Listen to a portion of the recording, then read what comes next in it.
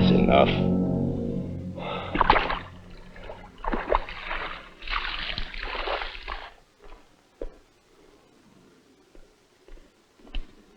Any of you men think like Sergeant Flanagan? Speak up!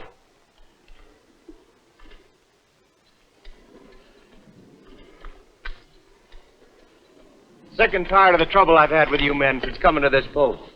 So I'm from West Point. Well, I'm proud of it. And I am in command of this patrol. Any questions? All right. Mount up.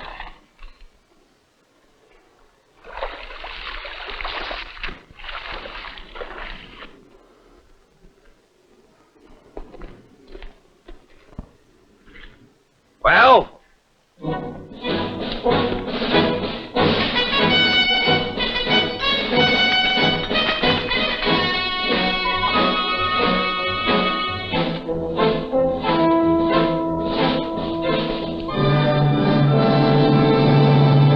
All in!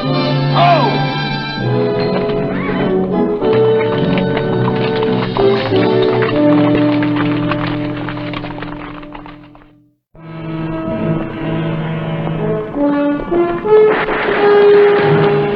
Sounds like it was over that rise, Lieutenant.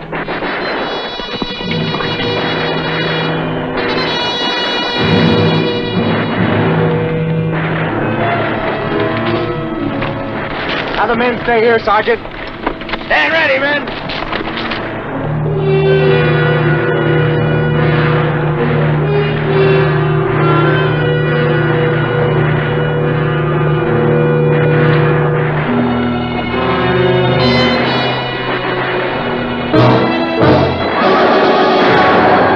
Zunies, they're supposed to be on reservation. We better get down there fast. Well, they got us outnumbered pretty good, sir, if you ask me. I didn't ask you. Yes, sir.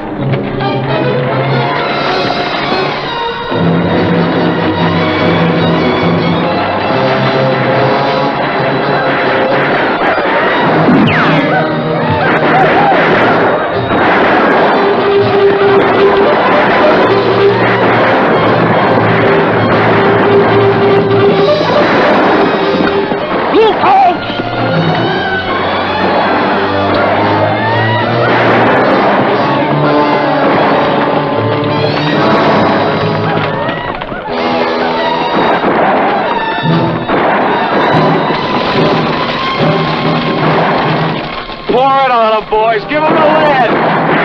Go get them, Lieutenant. We got them running. You can catch them. Keep fire. Oh, where are the rest of your men, Lieutenant? You mean you're all the army there is? We were enough, weren't we? Well, sure, Lieutenant. We sure were. And we're mighty glad to see you. Any of your men hurt, Mr. Conlon, Jake Conlon. Nope, me and the boys are just fine, thanks to you, Lieutenant. Plumb lucky. We're out picking up horses, and all of a sudden, out of nowhere, them Indians started shooting at us. Tough spot. Yeah, I can't understand those Zuni. They've been friendly on the reservation. Supposed to be. Some people you can't trust, Lieutenant. You're going after them, ain't you? No, not much chance of catching up with them now. But I'll report this to headquarters. It'll be investigated. Now, if you men will get ready, we'll escort you. Escort us? Where? Fort Bayard. Oh, well, we ain't headed that way, Lieutenant. We're going towards Wingate. You gonna go on? Suppose these Zuni decide to... Let them come. They won't catch us sleeping again, no, sir. Thanks for the offer, though. We're all right now, Lieutenant. Well, if you won't join us, good luck. Thank you, Lieutenant. Thanks for everything. Group. Yo.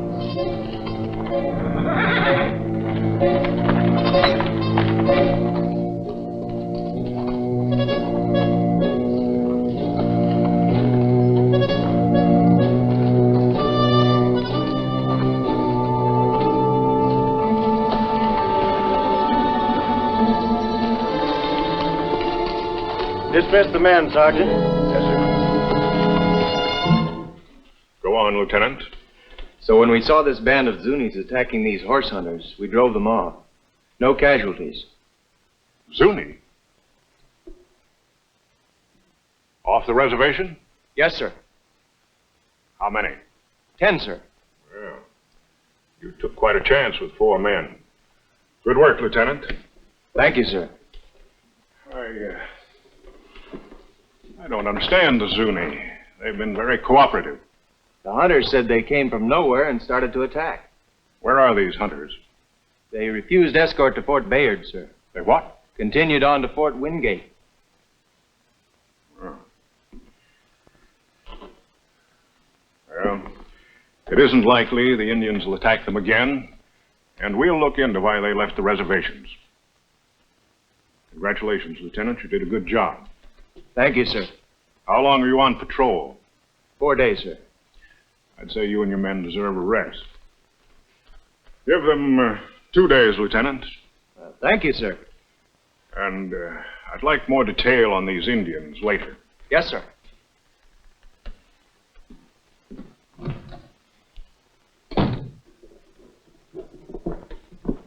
Sergeant, will you attend my mount? Yes, sir.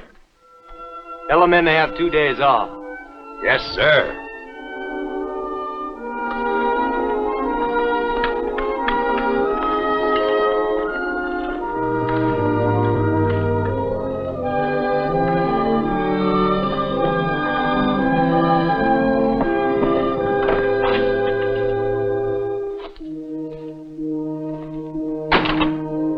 Hello, Emma.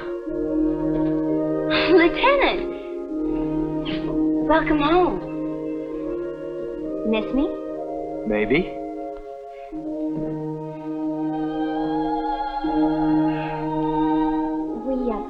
We heard about that pack of Indians you drove off. Congratulations. For what? When they saw us, they turned tail feathers and ran. You're just being modest. It took real courage to do what you did, and I'm proud of you.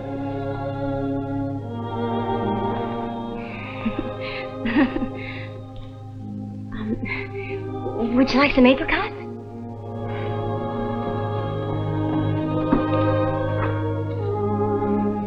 We got a new shipment in day before yesterday. Sounds like a fine idea. Lieutenant, Yes, Sergeant. I beg your pardon, sir, but I think you'd better come outside. We have a visitor. Who? Sanchez, chief of the Zunis. He's riding in with an escort.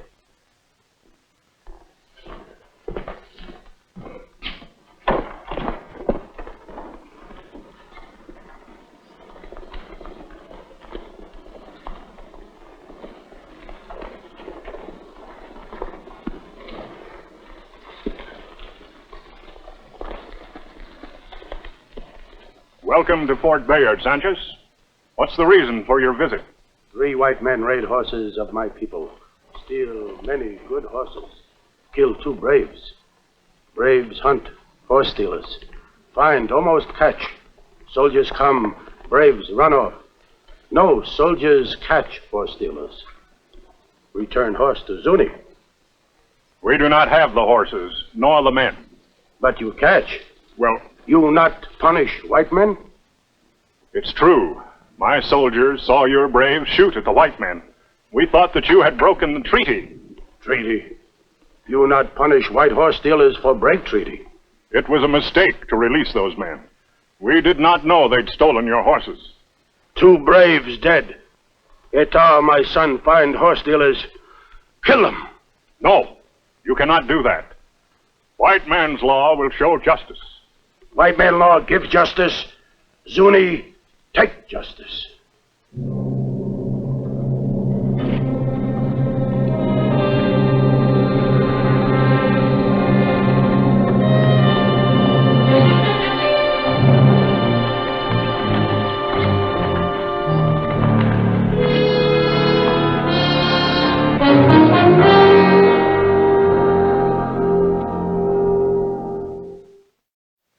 I think you're looking at this the wrong way, Lieutenant. I'm not blaming you.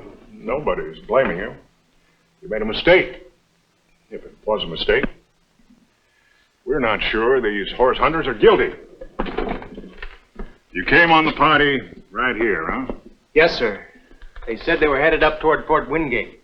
Then they must be safe. I'll send a message to Wingate and have the story checked. Well, if they're at Wingate, sir. What do you mean by that? Their leader, Mr. Conlon, said they were headed toward Fort Wingate. He didn't say where.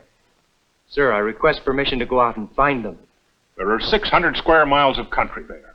It'd be like looking for a needle in a sand pile. You heard what Sanchez said. If a Taha finds them, he'll kill them. If the Zuni break that treaty up... You know better than I do, sir, that such action could lead to a general uprising. I can't deny that possibility, Lieutenant, but it's a calculated risk I have to take. I can't have troops scouring the prairie for 3 missing men. Besides, Conlon's party is probably safe at Fort Wingate. If they're guilty of horse stealing and murder, sir, they ought to be punished by our law, not the Indians. They're innocent. I feel responsible for their lives, for not insisting they return to Bayard. I can't release any troopers, Lieutenant. I believe I can attend to that part of it, sir. You can attend to it? Sergeant Flanagan and my patrol.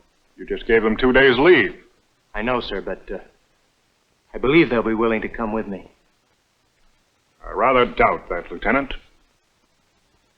However, you have my permission to try. Thank you, sir. Lieutenant, good luck.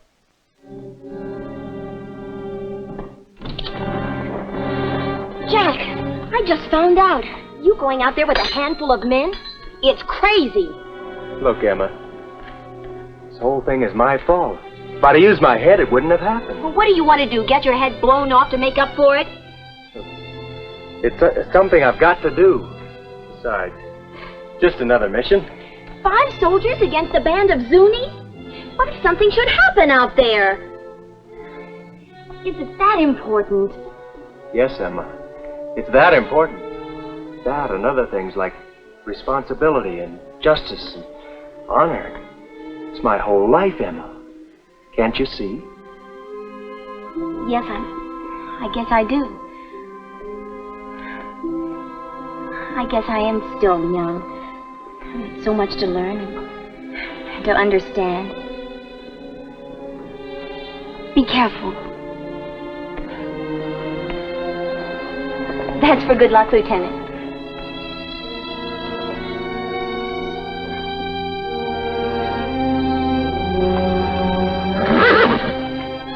Troop!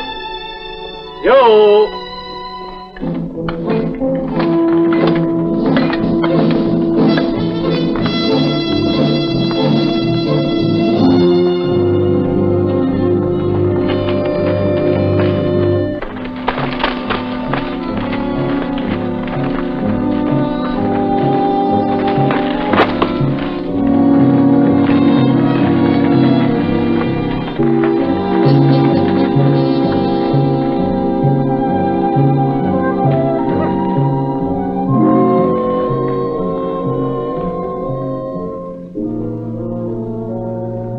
Look up there, Sergeant.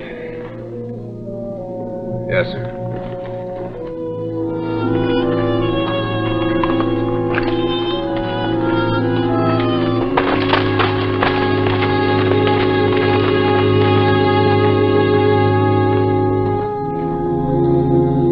Lieutenant!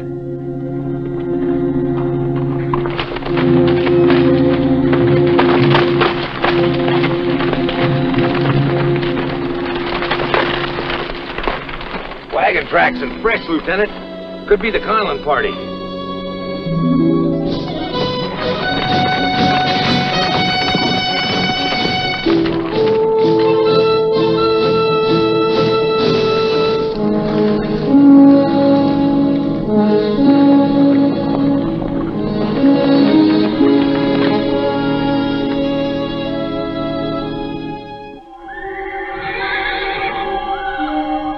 That's the Conlon party, all right.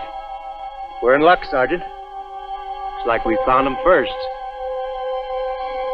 I wouldn't bet on that, sir.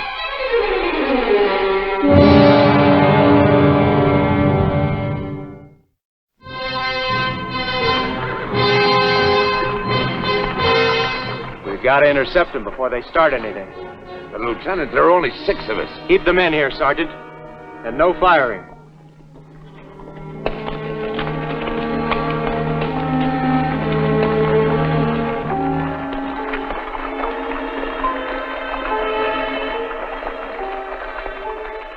You are Taha, son of Sanchez? I am Etaha. Why does soldier come now? We have found the robbers of our horses and killers of our brothers. If these men are guilty, they will be punished. Etaha will punish. No. The army will punish these men who have killed your brothers and stolen your horses. You turn them loose once. You will again. You do not punish the white man. He's of your own blood. We will take back what is ours. That will mean the army will punish you and your people. I will get these men and take them back to the fort to stand trial. I give you my word. The men in the cabin will kill you. You have too few soldiers. Will you give me a chance? I will wait.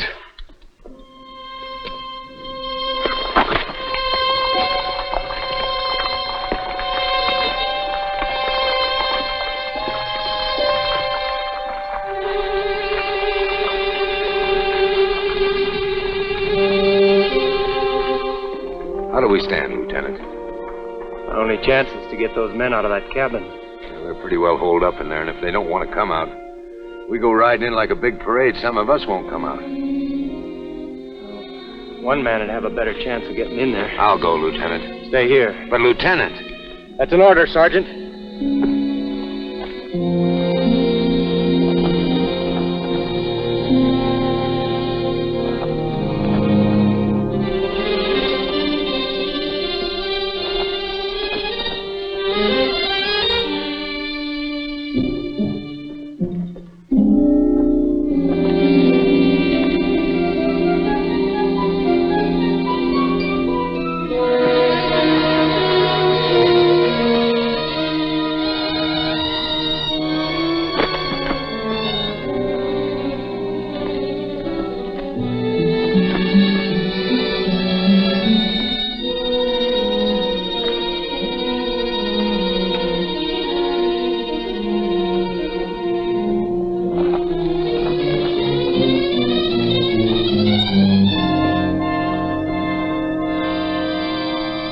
There's one of the best bill of sales I've ever made.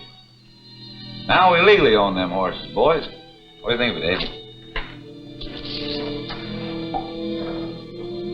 Yeah, that looks pretty good. Don't, Simon. Don't anybody move. Toss your guns over there.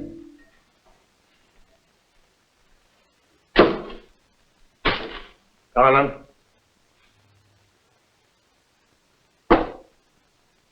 Over there. What's this all about, Lieutenant? Taking you back to Fort Bayard for horse stealing and... Oh, now, hold on a minute. There must be some mistake. We ain't stolen no horses. We traded for them. I got a bill of sale right here. All legal like. Yeah. You're under arrest for horse stealing and murder. Murder?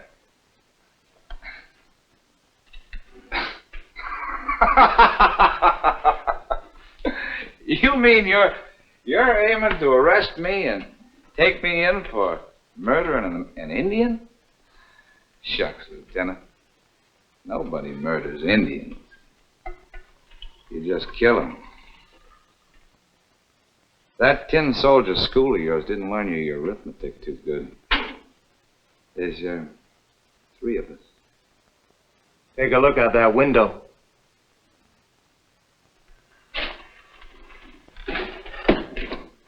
Jake.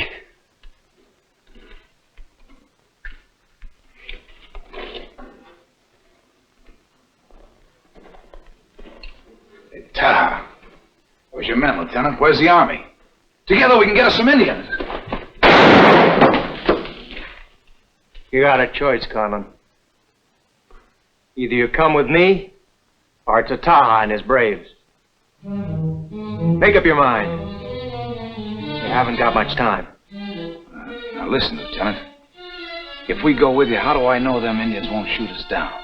Huh? How do you know? I don't. I'm just betting that Ataha and his men have more honor than you. To shoot us in cold blood.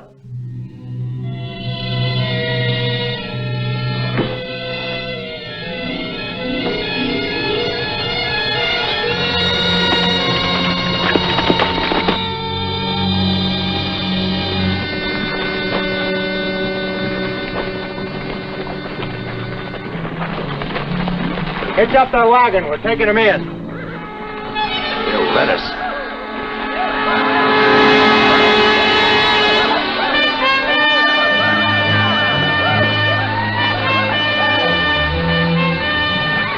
Zuni, take these men now. No. These men are my prisoners. You want war, Ataha? Zuni want peace. With justice. I gave my word. These men will be punished. Take the horses they stole and go.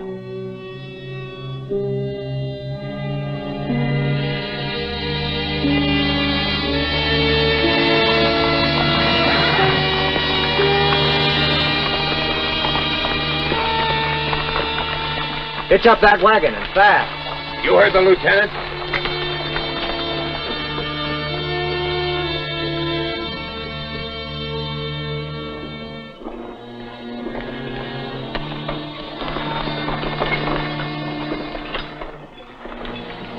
Secure the prisoner, Sergeant. Yes, sir.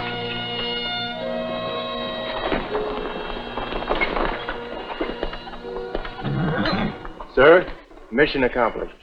Good work, Lieutenant. Make your report later. Sanchez know whole story now. From your chief, from Ataha, my son, who sent me word. Own eyes see proof. You brave soldier, honorable man. You shall walk in greatness one day. What they call you? Pershing, sir. John Pershing. Pershing. I shall remember.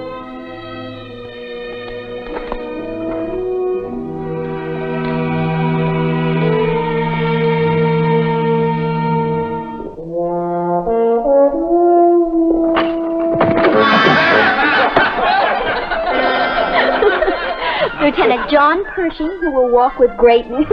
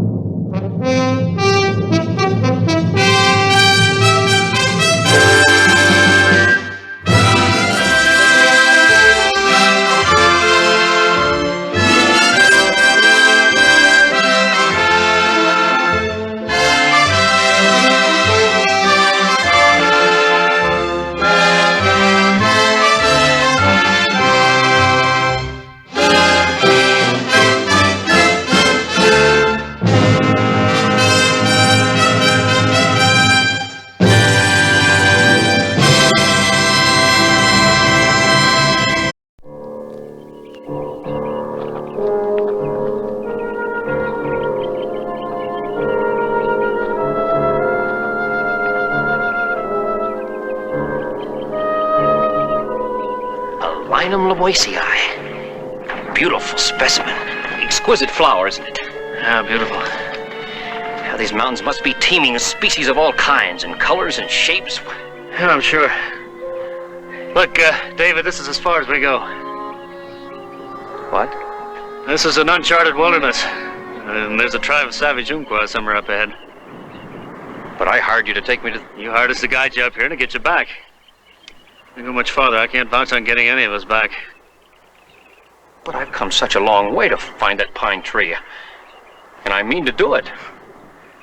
You go it alone, you're liable to end up in a pine box. I'll have to take that chance. All right, it's your skin. Colby, you can't just leave him out here to shift for himself. You can't drag him back by force. Jarrison, give him another pack of grub, will you? Yeah, but Colby. Your ship leaves in a month. If you can make it back in time. I'll be there. Come, Pudge. We've got mountains to climb. Fool flower picker. Now, let's go.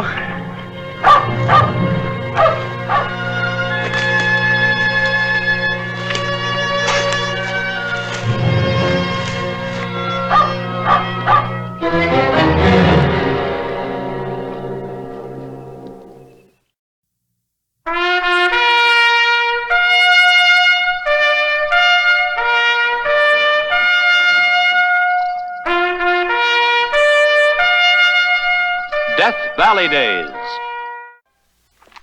Howdy, folks. I'm the Old Ranger. There were many different kinds of pioneers in the West. One of them was a young scientist from England who braved the unexplored wilderness and the threat of fierce Oregon Indians. To the savages, he was indeed a strange man, a man who gathered grass. And so they called him the Grass Man.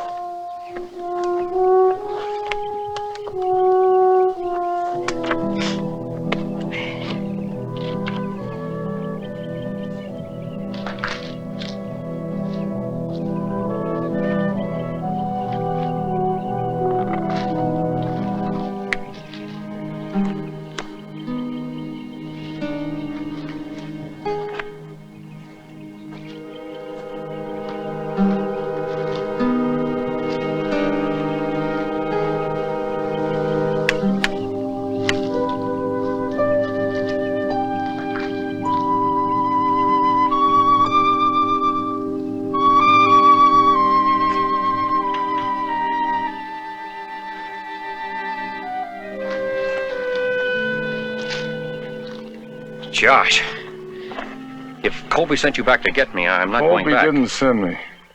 He didn't? I mean, you and our little dog, you can't be trusted out here. It's a dangerous country. Well, thank you, Josh. Don't thank me now. We ain't out of here yet. Josh, why did you come back to help me? You didn't have to. You know, I don't know. Sometimes I get kind of a loony spell.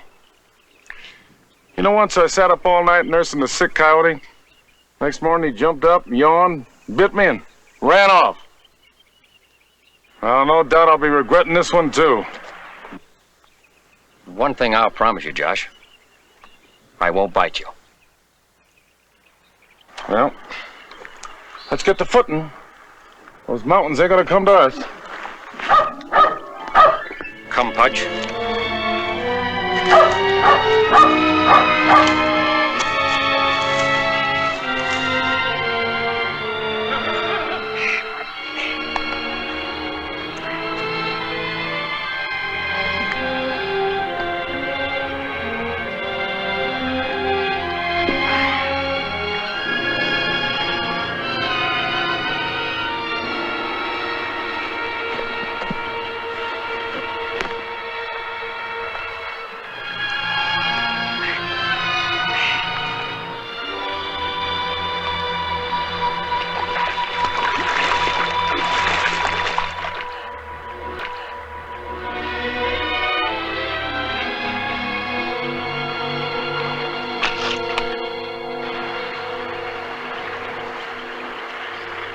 Well, now, what have you been up to?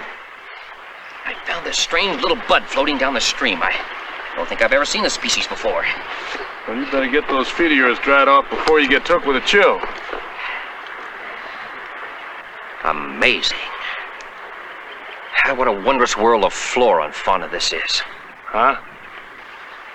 Well, I guess it's pretty near eating time. One moment, please.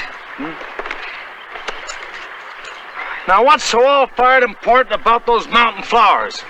You come out here to this savage land where you don't even fit. Why? Well, actually, it's a little difficult to explain. I suppose you think I'm some kind of a loony. Yeah, it had occurred to me. Well, ever since I was a boy, I've loved flowers. All kinds and any kind.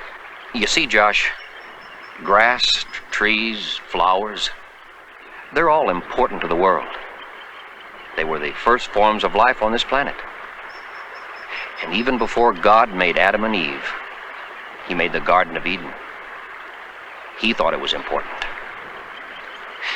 There's so much we don't know about seeds, what they are, where they come from.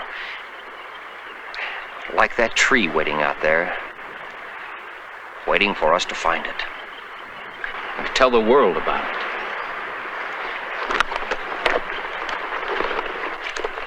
Ever since I saw this cone that a trapper brought into the settlement, Josh, I knew it came from a tree that man had never seen before. And I had to find it. Now, you see, I told you. You went and caught yourself a cold. Well, you go put those tender feet of yours alongside that fire until they warm up a bit. Yeah, you sure caught yourself a whizzer there. Just a little head cold. Yeah, sure, just a little head cold. They make you weak. You shouldn't be hauling yourself up those steep slopes today. You ought to rest for a day. No. We haven't got the time, not even a day. I'll be all right. Will this effervescent salts perk me right up?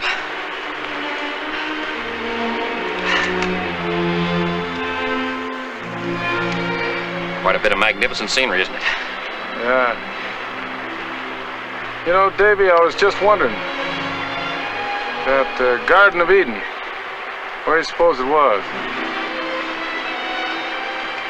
Could have been right here, Josh. The Garden of Eden could have been right here.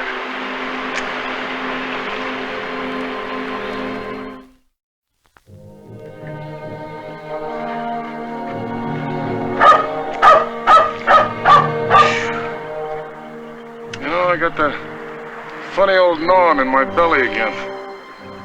Always get that feeling when there's Indians around. Like some fellas get an ache in their big toe when it's gonna rain. Well, I get this gnawing when there's Indians sneaking around.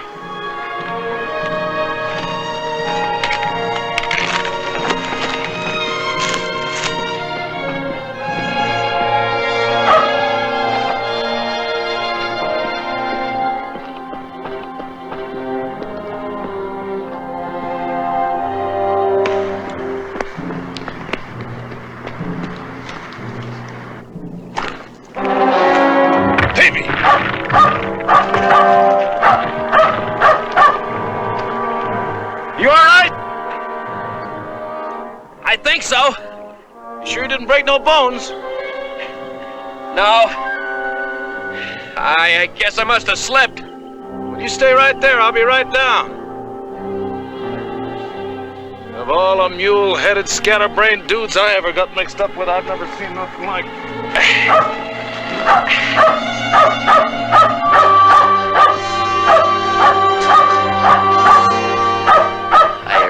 Slipped.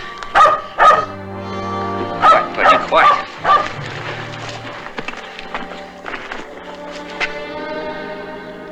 Yeah, I told you that old belly of mine's never wrong.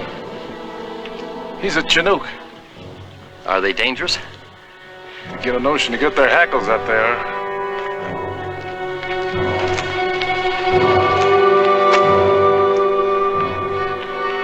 Smoke. Give them tobacco. Chinooks are too lazy to raise their own.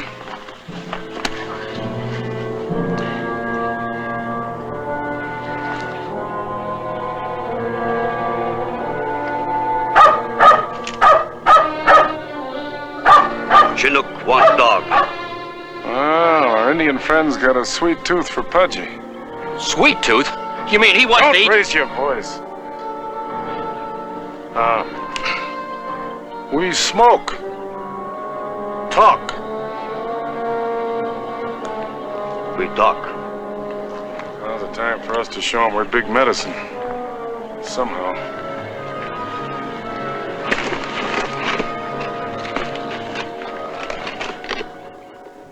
Light up.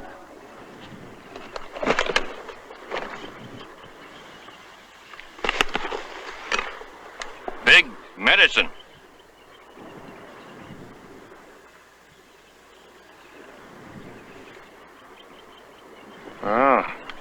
That does it. You're learning fast, Davy. We go now. Wait. For what?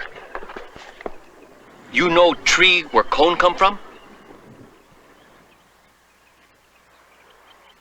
Tree near water of Umpqua. That's what I was afraid of. You better forget it, Davy. Besides, we need a boat to get along that river. Will you show us the way? No. We'll give you more tobacco. Chinook, no go near Umpqua. Well, do you have a boat you might lend us? A canoe. More tobacco? Yes.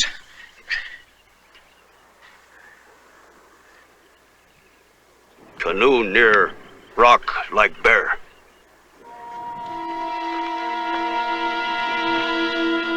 Come on, Josh, let's find that canoe. Now, hold it, Davy. We don't want no truck with any Umpqua. You heard what them Chinooks said. They don't even want to go near them. Said a rock like bear. Must have meant it looks like a bear. In that direction. Now, hold on, Davy. Don't go out of your...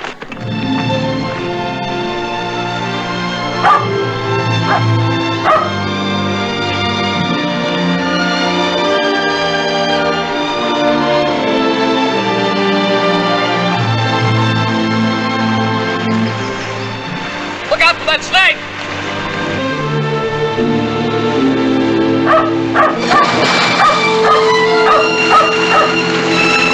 That's as far as we're going. We're going home. No. I've come this far, I'm going to find that tree. Oh, you'll find that tree, all right. Don't you worry about that. If you don't get killed falling off a mountain or get drowned, you'll find that tree, all right. And you'll be spreading a lot of it. The Umpquas catch up with you. Go ahead and get yourself killed, but not me. I ain't crazy like you are. Go ahead, walk right back to the Umpquas for all I care. Nothing but a crazy posing picker. That's all. Good boy.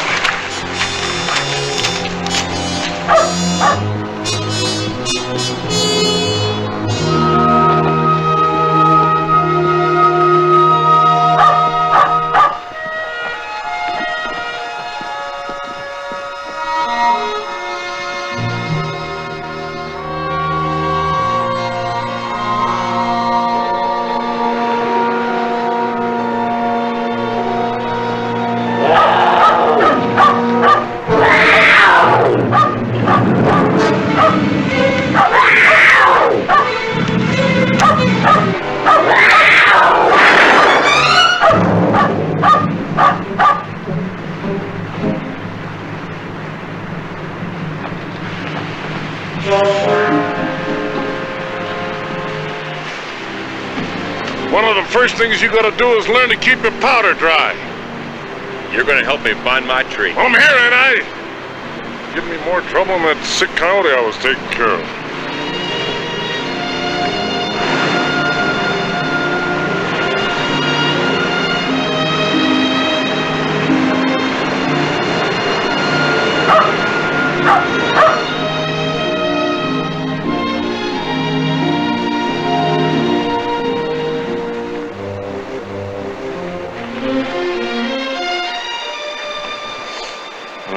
Tobacco.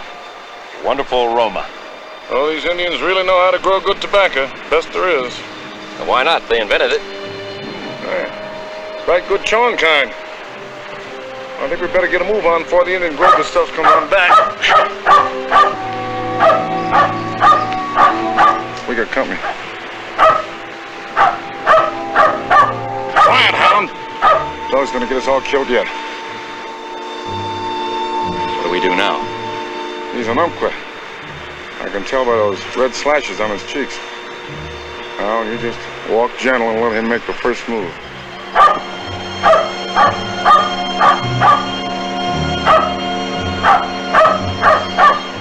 Quiet, Pudgy. You don't want to end up roasted over a fire, do you? He seems friendly enough. It's about as friendly as a ruptured rattler. Don't even sneeze.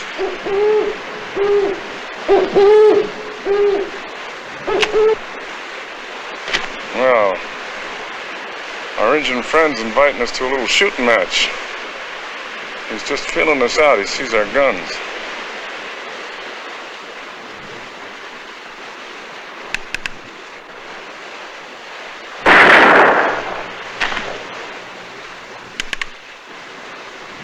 Good.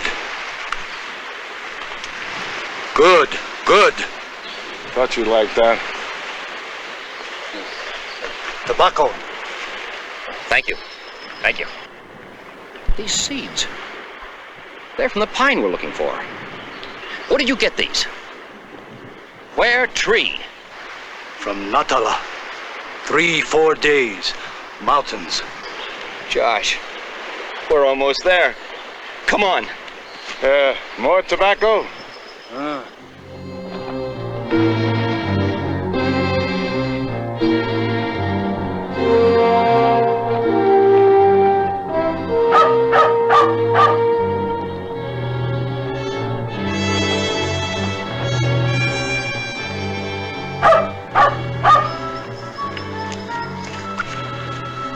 Davy,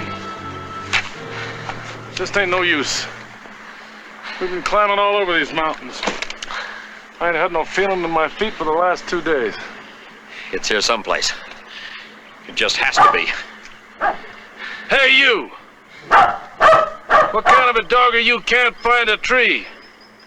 Especially one as special as this one's supposed to be. Let's keep looking.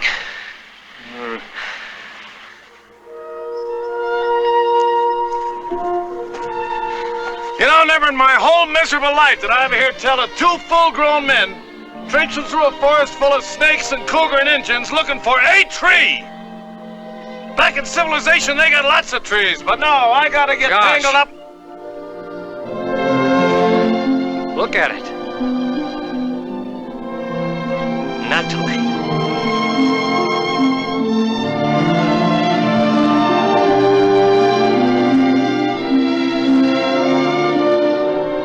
We found it. You mean that's what we've been looking for all this time? It certainly is.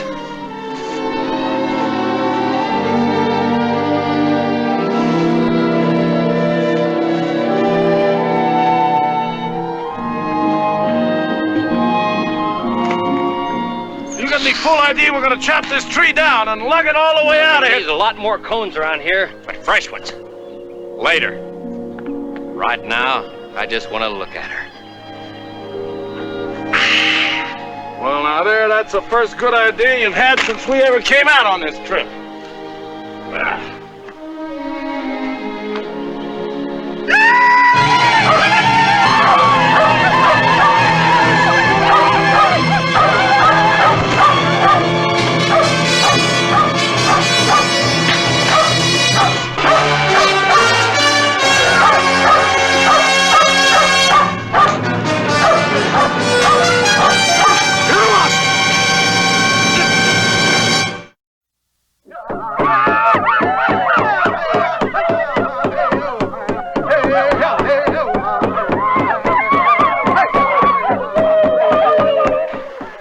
What in heaven's name are they doing? They're gonna kill us? Why don't they get on with it? Not them. First, they gotta make themselves pretty. Then they gotta chew a little loco weed and get their blood all heated up.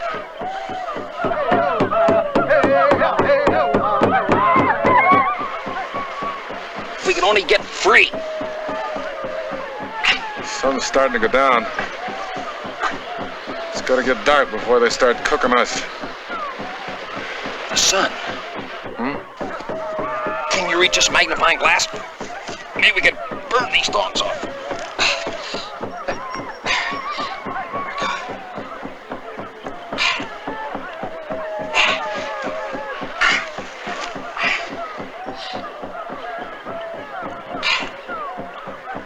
Gotta hurry, Josh.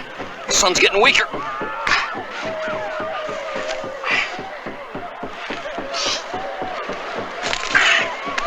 Okay, now for you.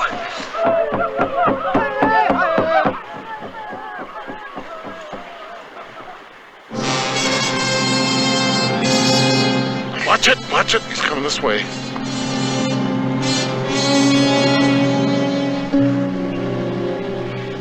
When sun is no more, you die. No die. Him God. Big medicine. Viejo es only mape wataya. They'll make a big fuss about getting free. And then do some big medicine with that fancy glass of yours. It's the only chance we got. We no believe him, God. You lie.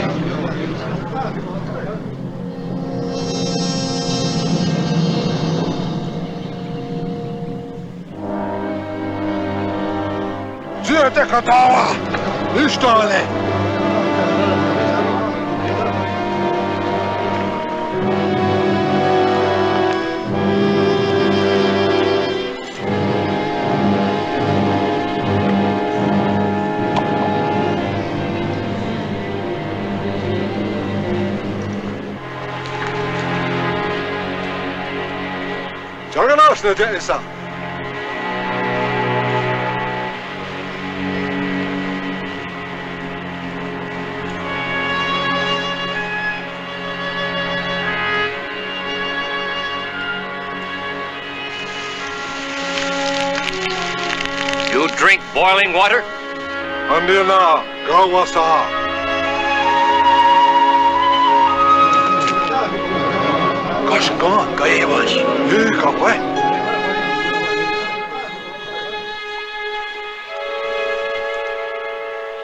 I go free my friend.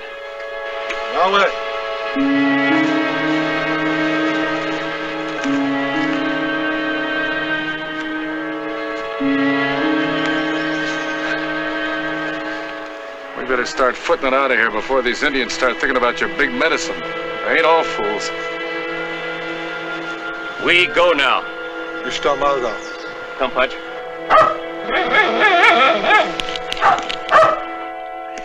Davy, we better get a move on before those Umpquits figure out you're not as heavenly as they thought. I wish I had the time. I'd climb this tree and examine every inch of it.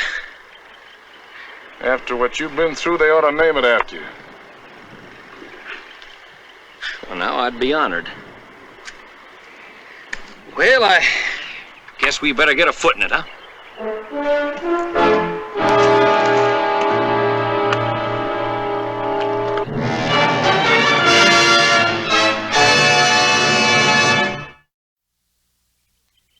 Few of history's scientists have received a more towering tribute to their achievements than this young botanist. But in recognition of his contribution to the science of botany, England did honor David Douglas by naming the tree the Douglas fir.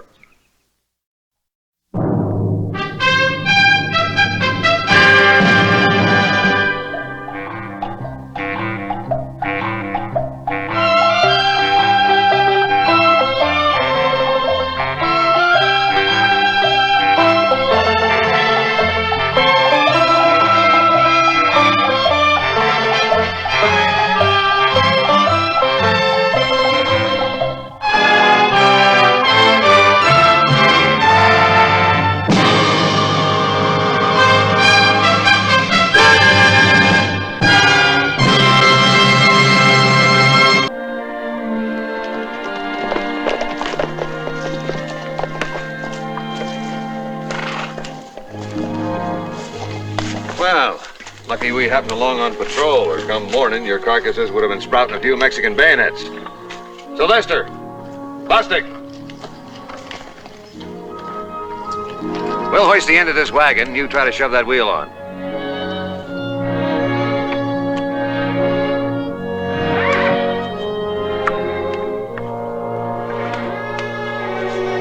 Now, never mind, Joel boy. This is man's work. Come on, all together now. 1, 2, heave! Heave!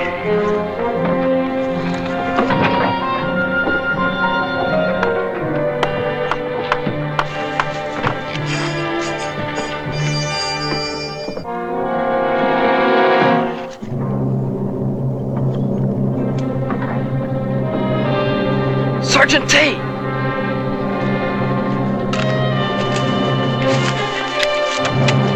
It's some of Santa Anna's boys. Sam, Houston don't want no shooting yet. We'll use our Bowie knives. I don't have no knife, Sergeant. Here. Take it. You've been itching for a scrap. Now's your chance. All right, you take the last one on my signal.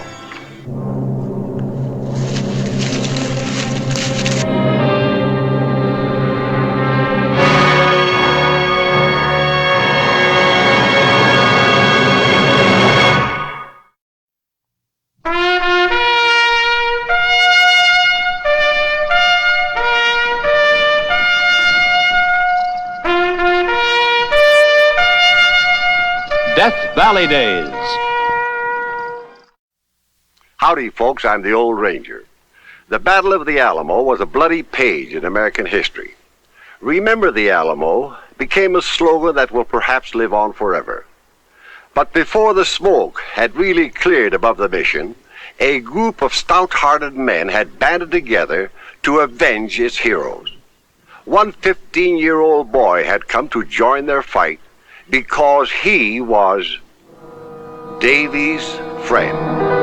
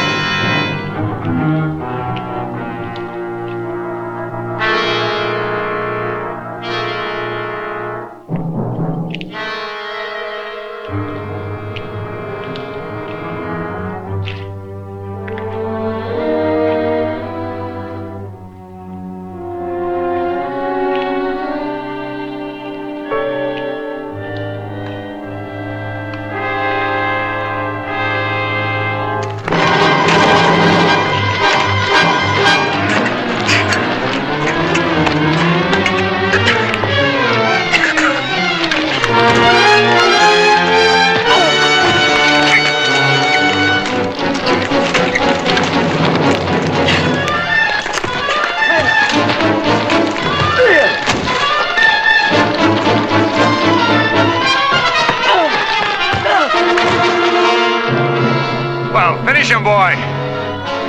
What are you waiting for?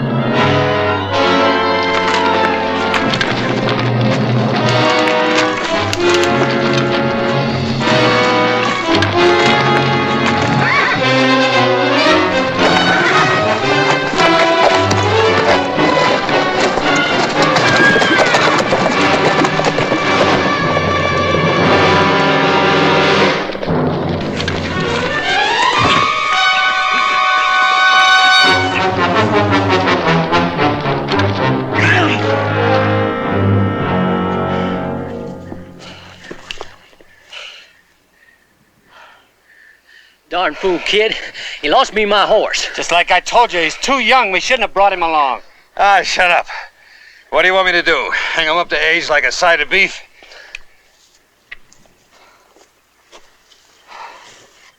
He could have killed you, boy. I couldn't do it, Sergeant.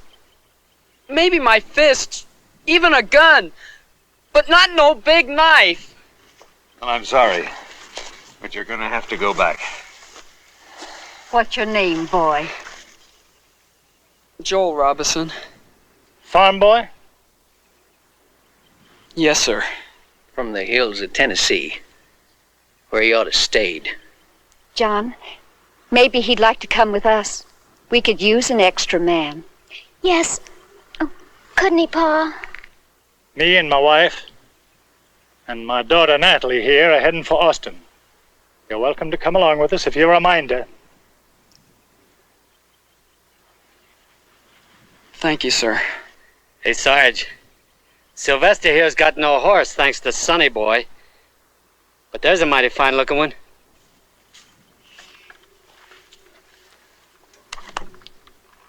Yes, sir. He's a dandy. You know, in the name of Sam Houston, we sure ought to confiscate him, Sarge. I'll shoot the first man who lays a hand on that horse. That's a fine thank you for our fixing his wheel for him. Ain't it, Sarge? What do you hold against Sam Houston, plowman? I've already given a farm, my house, and a son. That's enough. Leave his horse be.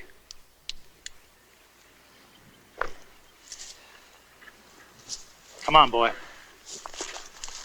Take my horse. Yours? Well, that old nag of yours couldn't go 2 miles before it dropped dead in his own tracks. You keep your horse, Joel. You're gonna need him. You better take care of those bodies back there before some more of Santa Anna's boys come along.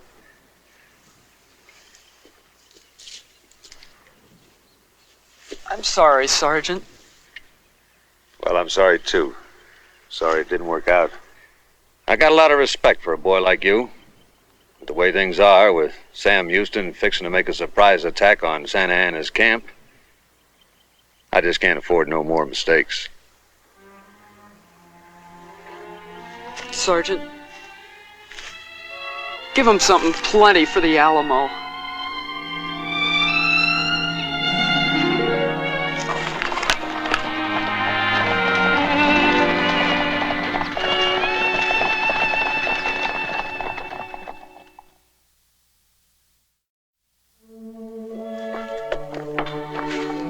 Thank you.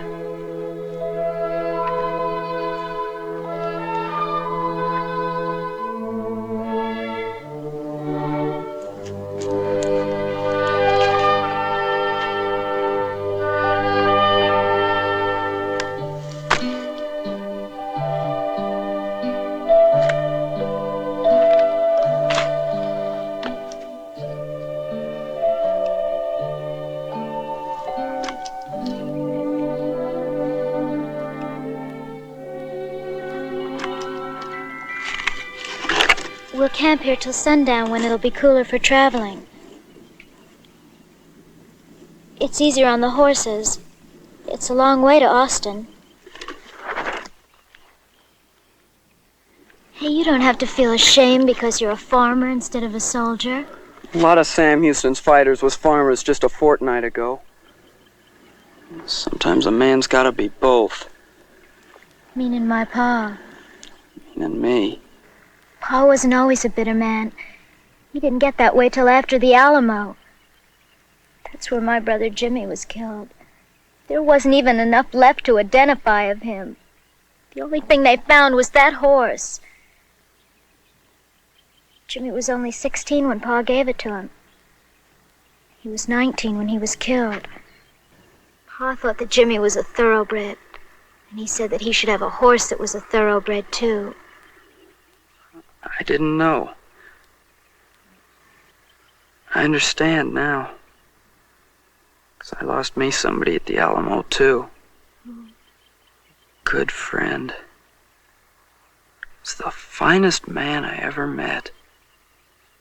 I met him back in Rutherford County, Tennessee. That's where I'm from. One day last summer, I got caught in a bear trap by the seat of my britches. Old Jezebel. Best old coon dog in the whole state of Tennessee, Jezebel was. Old Jez, she just plumb lit out and left me. And along come this man. He stood a head taller than any man I ever seen. His shoulders, they was a mile wide. His face lit up when he seen me, and he grinned from ear to ear, saying as how I didn't look like no bear, but I sure did look funny stuck there like one. He sprung me out of that trap, and he took a look at my rifle gun, started laughing all over again. Why? It was an old rifle gun of my grandpap's. When this here man quit his laughing, he said I was just liable to blow myself clean into the next county with that worn-out old blunderbuss. I only knew him for a few days. But he taught me more about life, about feeling. Made me feel important. Like there was a place in this world for even an old farm boy like me. And then, just before he left, he gave me this. He cut the writing on it himself. Be sure you're right. Then go ahead. Davy Crockett? You really knew him? Davy Crockett was my friend. And Santa Anna's boys killed him. I just gotta get him even.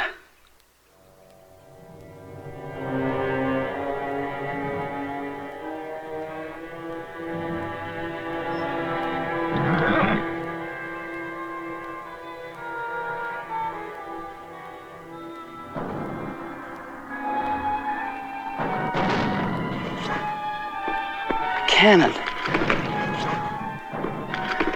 Santa Anna and General Houston's having it out. The battle started.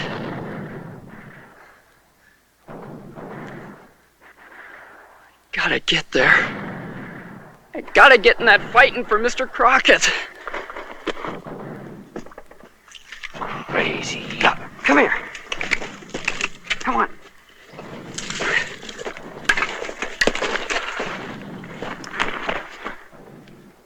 You young folks are all the same. It's like talking to the broadside of a barn, that's what it is. Mr. McAllister, I'm sorry, sir, but you can't tell me what to do. You ain't my pa. And even if you was, I wouldn't listen. I come all the way from Tennessee to avenge me a friend's death. And I mean to do it. You'll only get yourself killed, boy. Maybe I will. But when a man's gotta do something, he's just gotta do it. No matter what.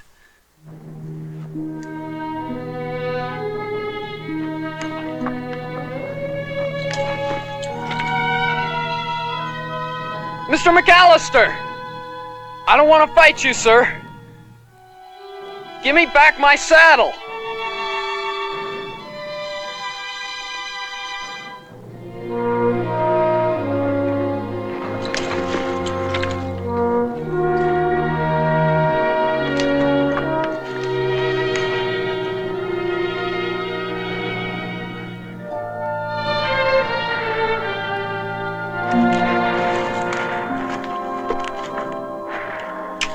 I've always said that a thoroughbred needs a thoroughbred horse.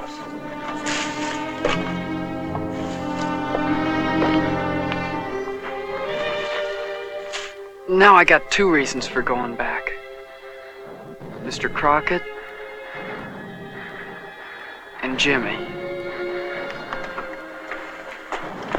Joel, I have something for you too. Keep this with you wherever you go. It's the medal of St. Christopher. That's the patron saint that watches over all who travel. It will protect you and bring you back safely.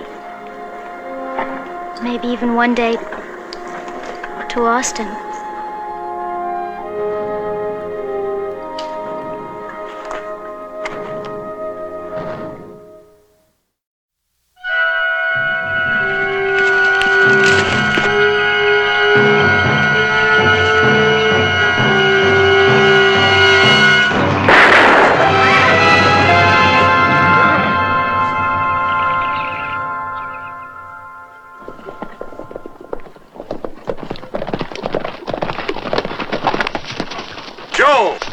Could have killed you, boy.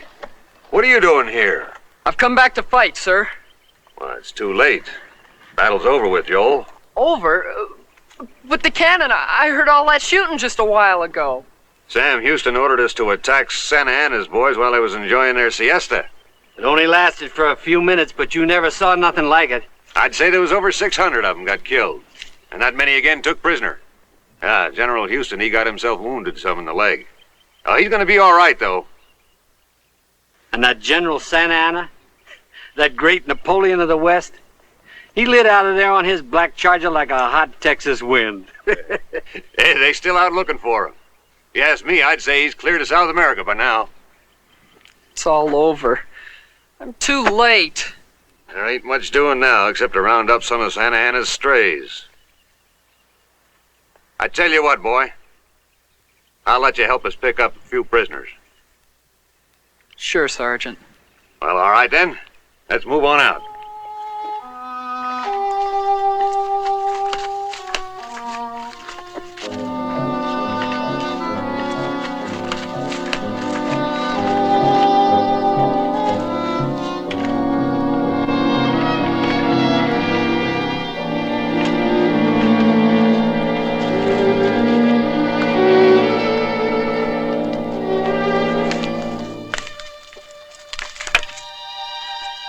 Day's getting short. We better split up in 4 ways. Now you be careful, boy. Some of Santa Anna's men might still have their weapons. You watch your step. And you report back here before sundown. Yes, sir.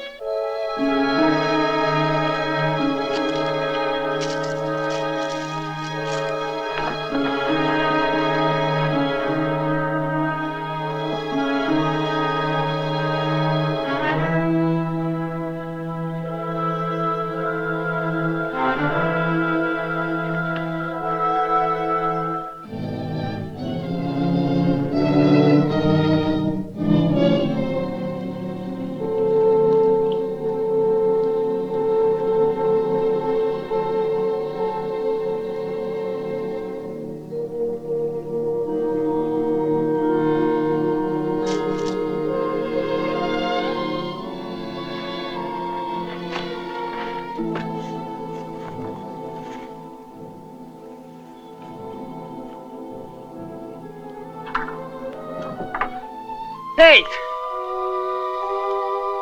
Someone hiding in there? Someone's in there, you better come out before I blast you out. You hear me? Come on out of there.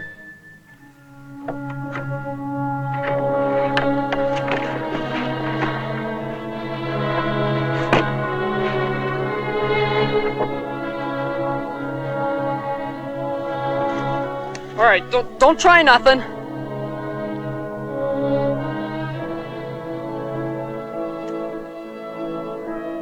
You a Mexican? You ain't no farmer. Looks to me like you stole them clothes.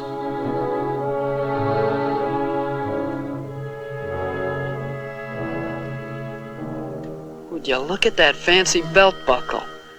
Dadgummit, if you ain't one of Santa Anna's boys. I'm taking you in as my prisoner. Let's go, boy.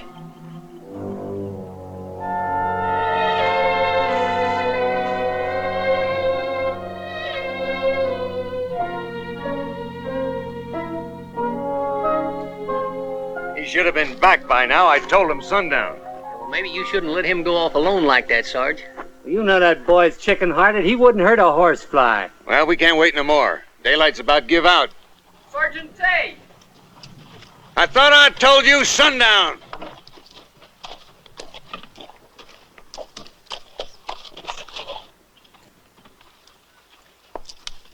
But Sergeant, I got me a prisoner. Yeah, I can see that. Where'd you catch him? Raiding somebody's hen house? Well, if you was looking for a farmhand, you sure got yourself a Jim Dandy. Go on, get over there in line with the rest of them.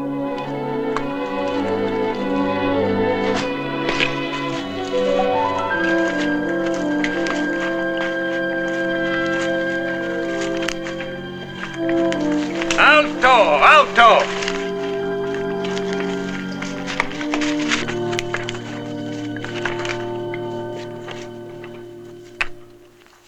You, how come he's toting your pack?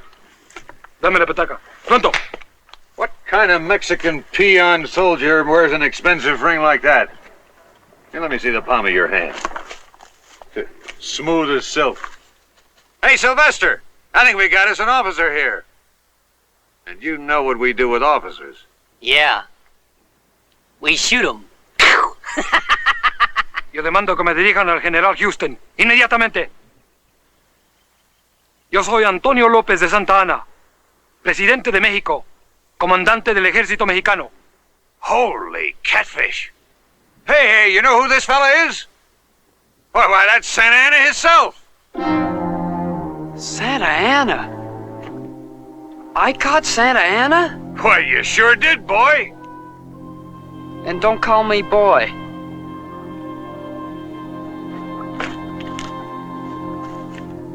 Well, let's, move on.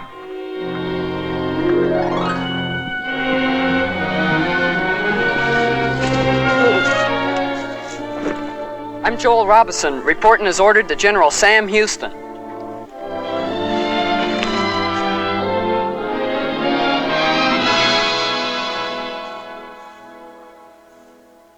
So you're Joel Robinson. How do, General Houston, sir? Oh, at ease, soldier. Come over here while we can talk. How's your leg, General? Oh, no more than a scratch. I wanted to meet you. You know, you proved yourself quite a man. Sergeant Tate told me all about you. I'm sure Davy Crockett would be proud of you.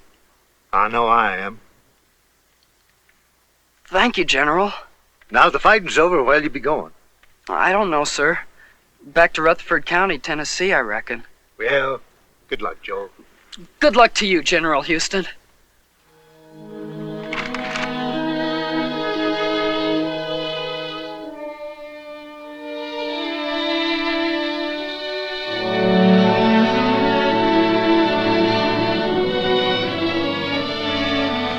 No, sir. I ain't going back to Tennessee. I'm heading for Austin, Texas. What made you change your mind, Joel? St. Christopher, sir.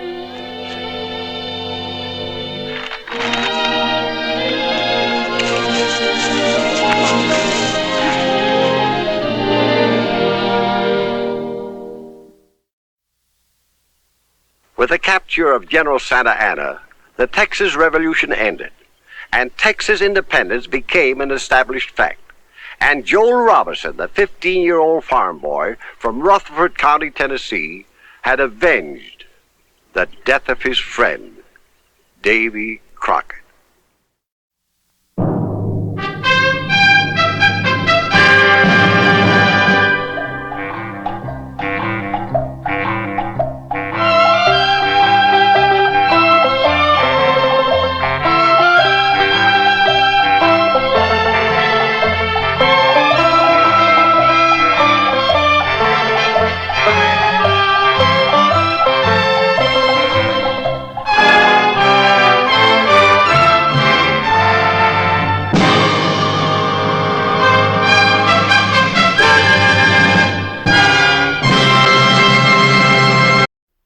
And we are going to do everything in our power legally and by influencing public opinion to have you expelled from the medical society of this city. Once and for all, we are going to stop this vile and horrendous practice of transferring blood from one human being to another if we have to have proper laws enacted to do it. Are you through, Dr. Sam? We have repeatedly warned you. Up until recently, you were one of the most respected physicians in San Francisco, and a good doctor. But you have totally disregarded all accepted methods of medical practice. They're right out of the Dark Ages. And transferring blood from one person to another is right out of hell. It saves lives. Does it? 2 of your patients have already died from your experiments. And 24 are alive because of them. Gentlemen, this is 1885. The world is progressing. The new replaces the old. Medical science cannot and should not stand still.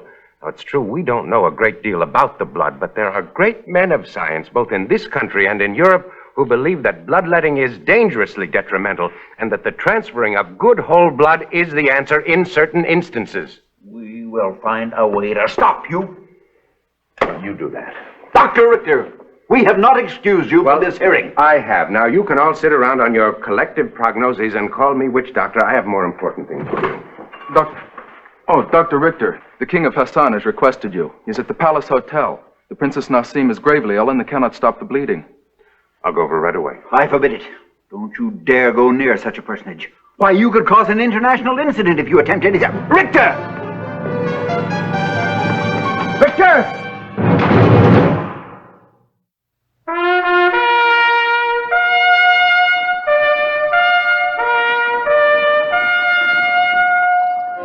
Death Valley Days. Howdy, folks. I'm the Old Ranger. Today we recognize blood plasma as one of the great life-saving tools of medicine, just as Dr. Max Richter predicted in 1885. But when he set out to prove the values of blood transfusions, the resulting furor erupted into violent events, which provide us with a most exciting story called Bloodline.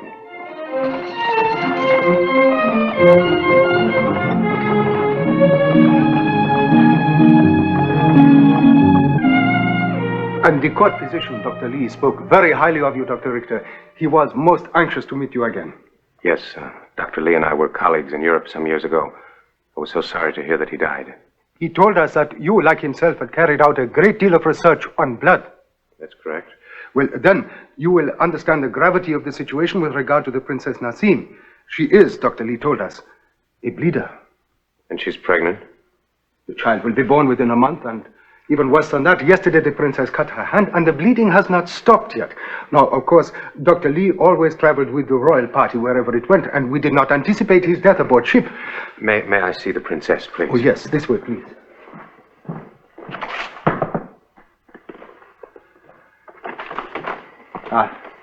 Prince Harry, this is Dr. Richter. His Royal Highness is Princess Nasim's husband.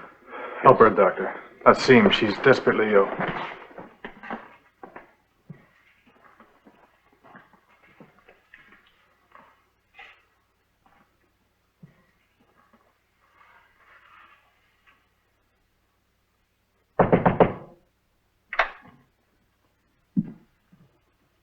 Sir, my name is Dr. Simon. I wish to see the Prime Minister. I am the Prime Minister. I am here on the matter of the utmost urgency. Your Excellency, read this.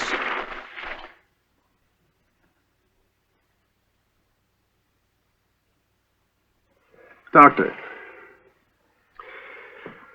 Now, I can hear the baby's heartbeat. It's steady.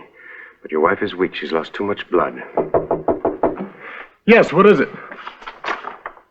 Dr. Richter, I must speak to you immediately, please.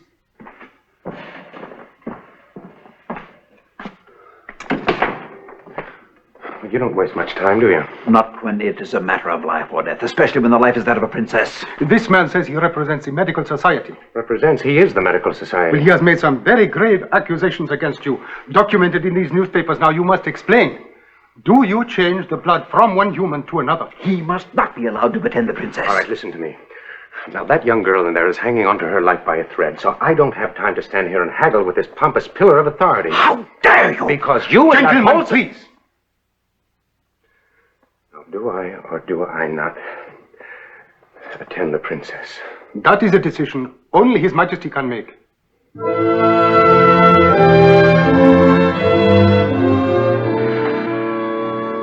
I do not know what to believe. Dr. Richter, you must understand I am not only duty-bound in this matter, but the Lady Nasim is my daughter. The child she carries is my grandchild. Your colleague, Dr. Simon, corroborated by the newspapers, accuses you of unnatural acts of medicine. Unnatural by whose standards, sir? You do not consider transferring blood from one soul to another unnatural? No, sir, I do not. If it please your highness. Yes, Dr. Simon. This man has already taken the lives of 2 people with his barbaric practices. Is this true, Dr. Richter? I don't deny that 2 of my patients died as a result of my blood injections. You see, there are mysteries about blood type that we don't understand as yet. However, I'm sure that no mention was made of 24 other people who are alive today because of my blood transfers. Sir, all this is taking up precious time. Now, the princess is near death. If you were allowed to proceed, what would be your treatment? I haven't had time to fully examine her yet. All I know is she's terribly weak from loss of blood. What would be your treatment, Dr. Simon? Your Highness, I've had no opportunity to examine her either. But from what I've been able to gather, it would seem proper to bleed her of all poison. You fool, don't you know that would kill her? Sir, now doesn't it seem logical to you? She's lost too much blood already. Bleeding would drain her of the last ounce of life she has left. Are you suggesting that we transfer more blood to her from another person? I don't know. It depends. But if the white corpuscles in her blood are not building up, that would be her only chance. Amir, she is my daughter, but she is also your wife. Now, you have heard what has been said here. What is your wish? Sire, I know only one thing. I love Nasim with every fiber of my heart, and I know she is dying. But Dr. Lee spoke with the utmost respect of Dr. Richter. And I remember once that Dr. Lee had remarked about the possibility of a transfusion, he called it. You are saying you would consent to Dr. Richter continuing? Yes, sire. But, Your Highness, the Medical Society... The Medical Society has no jurisdiction here. Dr. Richter, the Princess Nasim is in your hands. But if she dies, I shall appeal, no, demand from the President of the United States an investigation into your unorthodox methods. Now, do you accept? A woman and her unborn child are near death. I'm a doctor. Of course I accept. Then go.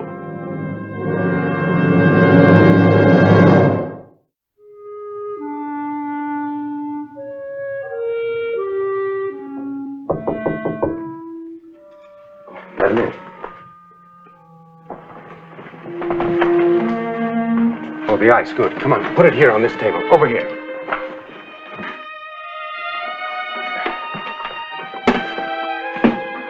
What is this? Incense. Get rid of it. Hurry.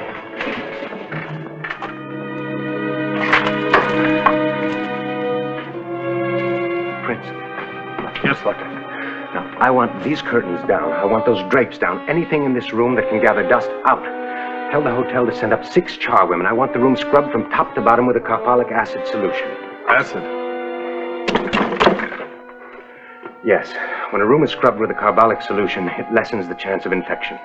Now, does he speak English? Yes. Take this list. Go to this hospital and pick up this list of supplies. Then I want you to go to this address and ask for Miss Ann Knight. Don't volunteer any information. But you get her here. Look, don't just stand there. Go get those charwomen and tell them to send up a cot.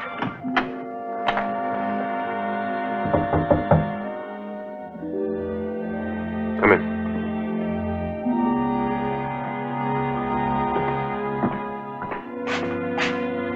I said come in. Miss Knight. I'm glad you were available, Miss Knight.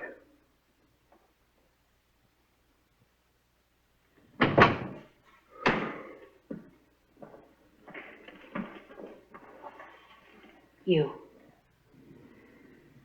They didn't tell me. If I'd known you were the doctor on the case, I would not have been available. Oh?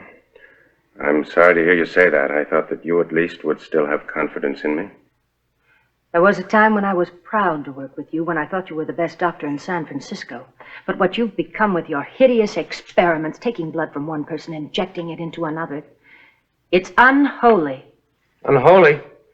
Well, who are you, God? Your God must be a stranger to the Christian world, Miss Knight, if he condemned the saving of human life. And I've seen these blood transferals do exactly that time and time again. I didn't send for you to listen to a lesson on the scriptures or to hear you tell me how to practice medicine. You're here because you're an excellent nurse and for no other reason. Now get into your uniform. Well, there's work to be done here and it can't wait.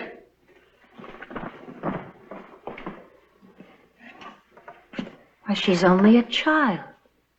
Yes, they marry young in her country. What about the baby? The heartbeat is steady but weakening. Premature birth is indicated. Prognosis negative. What are your instructions?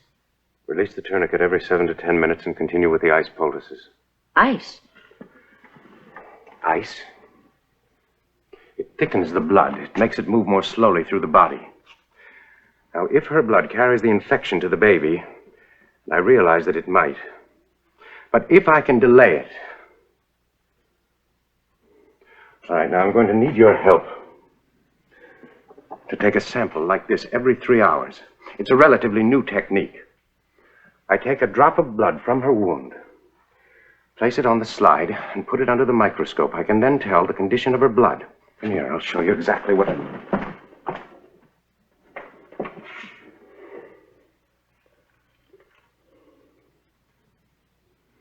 Now, take a look. Now, you see the crosshairs? Yes. They make a pattern of squares, right? Right. Let me look. Now, by counting the white cells in a single square, we can tell if the blood is building up the cells or if the infection is destroying them.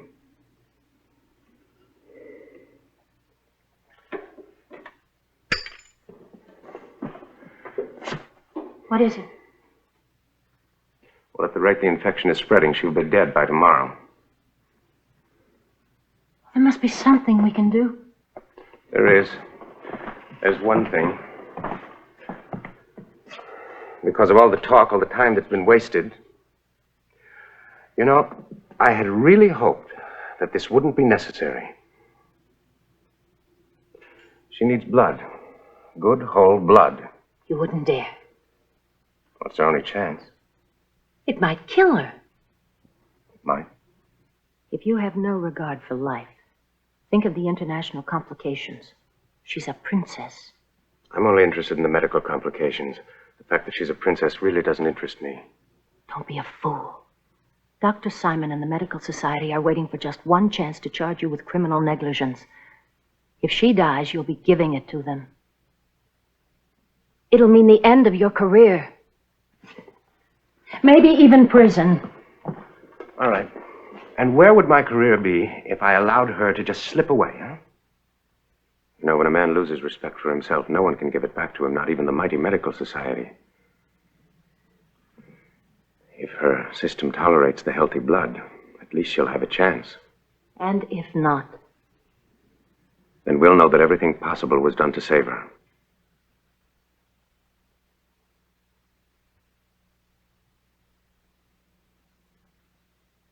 I won't help you. And you can't make me help you. Anne, I need more than your help. I need your blood. You're out of your mind. We were very close once, remember? You said you had confidence in me. You remember that little boy, the one with the terribly infected leg? Jimmy. Jimmy. You remember when I told you his leg had to be amputated? You didn't believe it. Neither did his parents. So they wouldn't let me do it, and the little boy died. You remember how you cried that night? You believed in me once. You believe in me again. You'll be crying for her.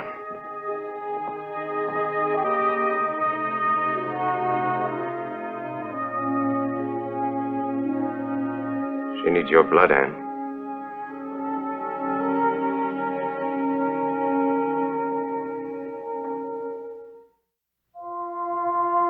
You better hurry. Prince Amir will be back in a minute. I can't hurry. You see, I don't know that temperature is a factor, and since I don't know, I can't chance it. See, the temperature of your blood is normal. I can't bring hers down below 102, even with the ice packs. Not only that, as your blood flows through the tube, it's going to lower even more in temperature. All right, I think we're ready. Now, this isn't going to hurt, so you have nothing to worry about. But just think, your blood very well may save 2 human lives, the princess and her unborn child. All right? Now, keep your arms straight. You'll feel a little sting when the needle taps the vein. That's all.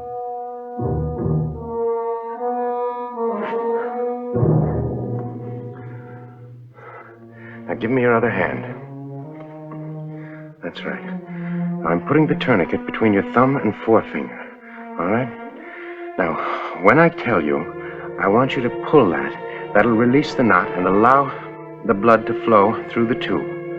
But it must be done gently. Under no circumstances are you to disturb this needle. You'll be fine. All right.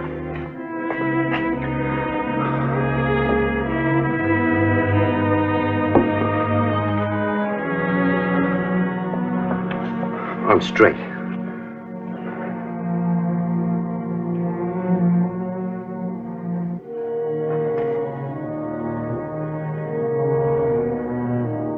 right, Anne. Pull. Now, gently.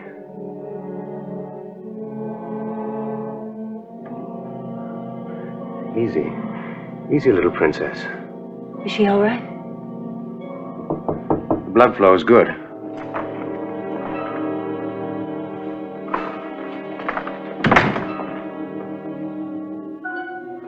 Why, are you transferring blood? It was the only way. How is she? I won't know for a while. Now, whoever that is, you keep them out. I don't want anybody in here. It might be the king. I don't care. That's up to you. Keep him out. Gentlemen, please. Look. Please. So, you went ahead. I demand that you stop immediately. You know, I'm about to forget that I'm a doctor and use my hands for something other than holding a scalpel. I thought you would resort to this savage technique. I had the board meet and draw up a resolution to the district attorney. If the princess dies, you will be charged with manslaughter. Are you going to get out, or do I throw you out?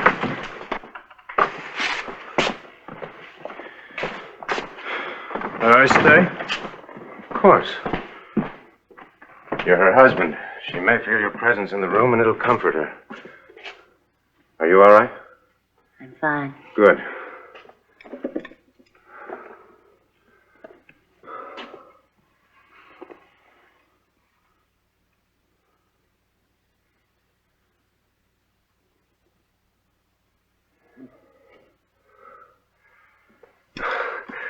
Her system tolerated the new blood. Thank God. Yes, thank God. And thank you. You know, what you did was terribly courageous. And I know that. Anne, I'm sorry, but I'm going to need you immediately. Complications? At the moment, her biggest complication is having a baby, which I think she's about to do momentarily. Prince, you'll have to leave now.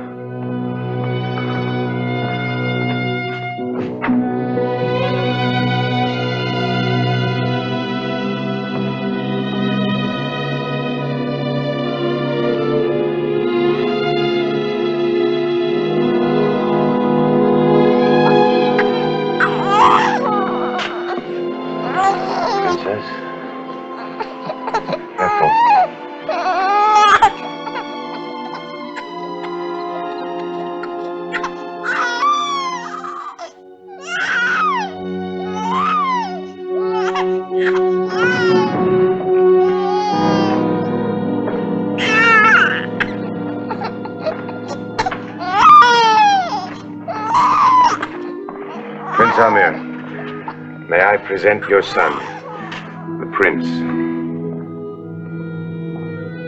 I'm sorry, gentlemen, but you'll have to leave.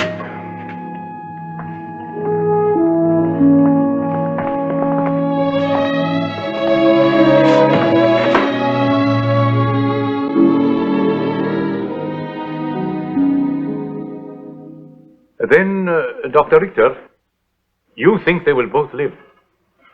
I said I thought they had a very good chance. I see.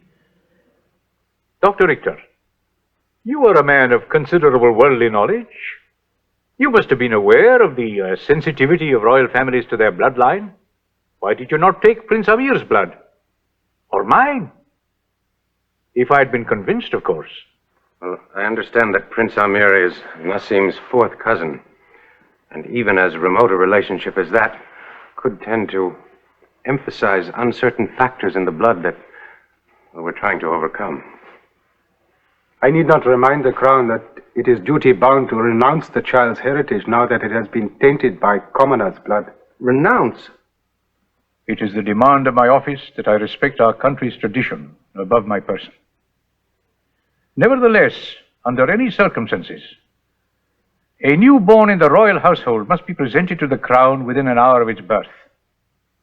Regardless of blood, he is still my grandson. Bring him.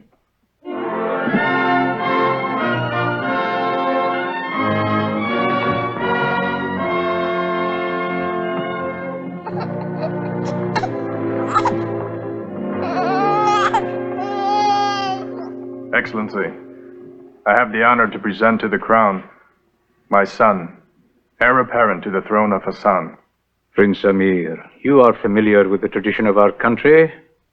This child's blood is... Sire, I also wish to present to the court Miss Anne Knight, whose act of great courage saved the lives of 2 members of the royal household. An act of heroism for which the crown is duty-bound to confer an award of nobility. That is true, sire. I think I understand. Dr. Richter, will you sign affidavits confirming Miss Knight's heroism and its value?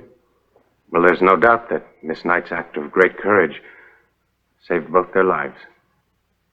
Then, by the power invested in me, I do hereby grant 1 parcel of King's land in the province of Lu, and bestow the title Princess of the Royal House upon Miss Anne Knight. Furthermore, I do hereby acknowledge that the male child born to Prince Amir is the rightful heir to the throne of the Kingdom of Hassan.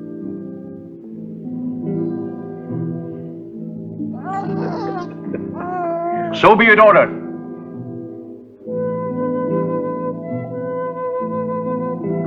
Dr. Richter, forgive me for not having had enough confidence in you. You are indeed a great physician. Thank you, sir.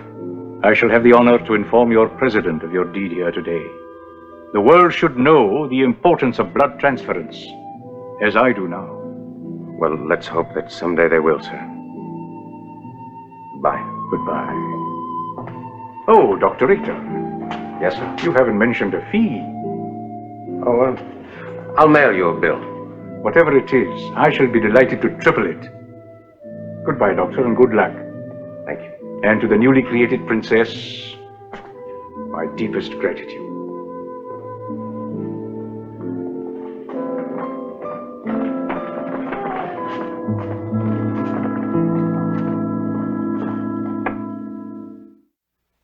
Dr. Max Richter continued to employ blood transfusions at the risk of jeopardizing his own career.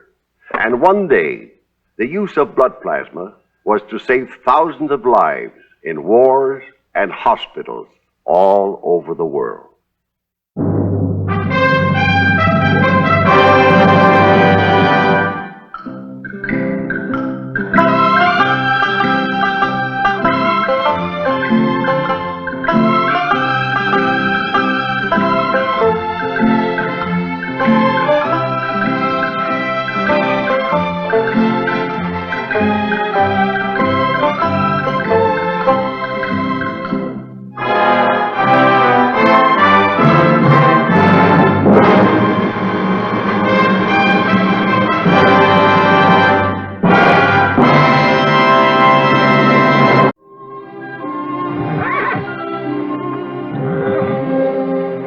Now see here, we've been standing here in the heat and the dust for the last 20 minutes. Why aren't we moving? Sorry, ma'am, but we're 30 minutes early getting here and I have to pick up a passenger. You'll be on time, I'm sure. Rain or snow, Daniel Quint ain't missed this stage on the 1st of August for the last 9 years. Be that as it may, it's awfully hot.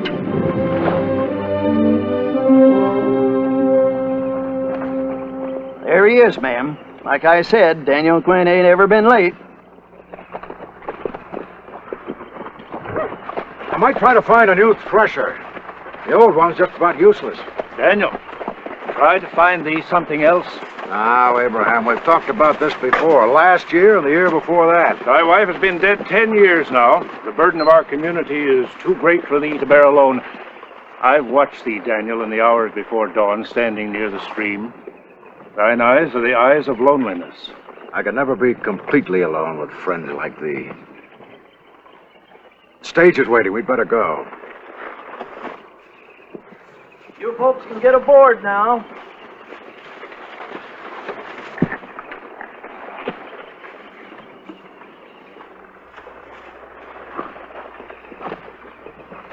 Luke, Abraham.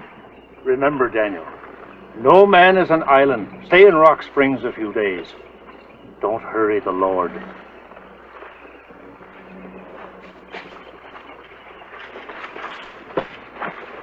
Appears like you've been gaining more weight around the middle, Mr. Quint. The ward's been very generous this year.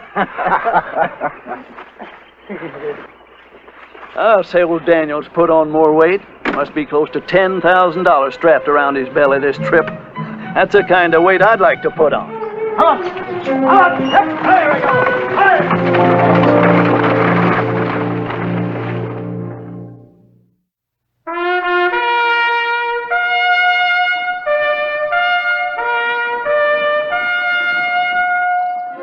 Death Valley Days. Howdy, folks. I'm the Old Ranger. The most difficult task in the Old West was survival. And for a man like Daniel Quint, the leader of a small religious community in Wyoming, life was even more difficult. In 1864, Daniel Quint found out that the duties of his flock were overshadowed by the personal problems of his own life. Because Daniel Quint, like most men must, had reached the vintage years.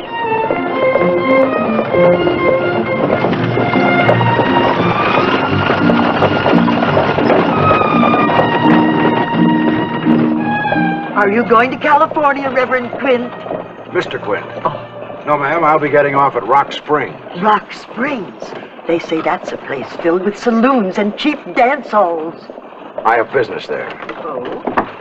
With the bank. Oh? I go there once a year. Oh. Are you all right, Miss Erickson? Oh, I don't know. It's the heat, I guess. I feel awful. This is Mr. Quint. Miss Erickson. Miss Erickson, Hello. She's going to Devil's Creek. is there anything I can do? I don't think so. We'll be stopping at a way station soon. You'll feel better after you've had a little rest. I hope so.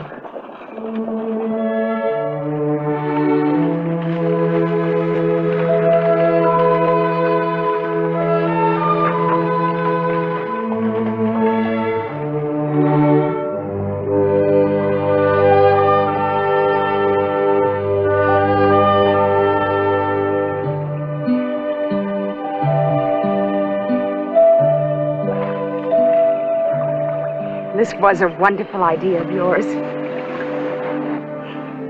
You know, I think August is the devil's month.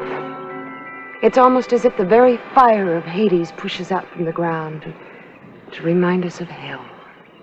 Never thought of it that way before. I must remember that, the Devil's Month, to remind us of hell. That's pretty deep thinking for such a young woman. I'm not so young, Mr. Quint. You know, this is wonderful. I feel better already. The heat always did affect me. I fainted once or twice because of it. Heat prostration. It's silly, isn't it? Many people can't tolerate the hot weather. Sister Damien, one of the women in my community, almost died from a hot spell last year. You know, I always thought religious people like you used words like thee and thou, but you don't. We do use the old language, but only with those we love. It seems to make strangers uncomfortable. I can't picture you as a religious man. Well, you know, I mean, most of them look so serious, almost angry, and with those long beards. You know, I bet you're a much more handsome man without all those whiskers. Do you have to wear it? No, it's just tradition. Many of the men in my village are clean-shaven. How does it feel? If I must be truthful, it itches. Why do you go to Devil's Creek? It's a mining town. It's no place for a pretty young woman like you. As far as I could go with the money I had. I'm running away, Mr. Quint. Well, I shouldn't have asked. None of my business. No, I want you to know. I haven't had anyone to talk to these past few weeks. I've been so mixed up and confused for a year now. It all started when I met this man, Johnny Meadows. My mother and father were killed in a Comanche raid when I was 10. And I was sent to live with some friends, the Andersons. They were very nice to me, but they had 2 daughters of their own, and I always felt like an outsider. I cried myself to sleep the first 6 months with them. I felt alone. Terribly alone. Do you know what it is to really feel alone? Yes, I do. You work and you try to keep busy and you're surrounded by people, but You're still alone. one day Johnny Meadows dropped by. And he took a liking to me. Both of the other girls were prettier, but he liked me. He used to take me for rides in his surrey and walks down by the river. To the church dance, and all of a sudden I didn't feel alone anymore. And then he changed. What happened? He tried to paw me, to kiss me hard. He became like an animal. He scared me. I fought him and I ran away, but he told Mr. Anderson that he'd find me wherever I was. I sold one of the bracelets my mother had given me, and I took the stage.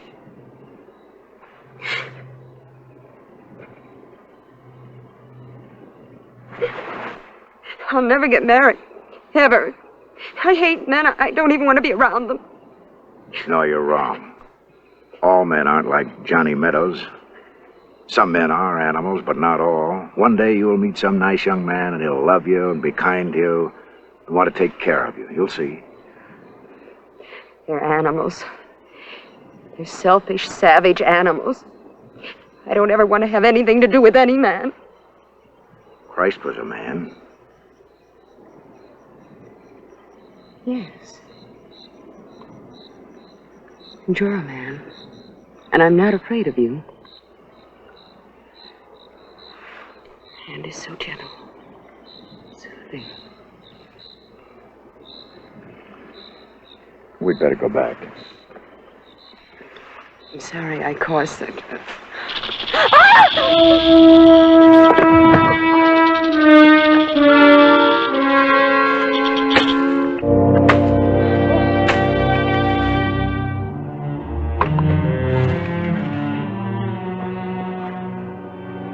My head hit a rock. Is he all right?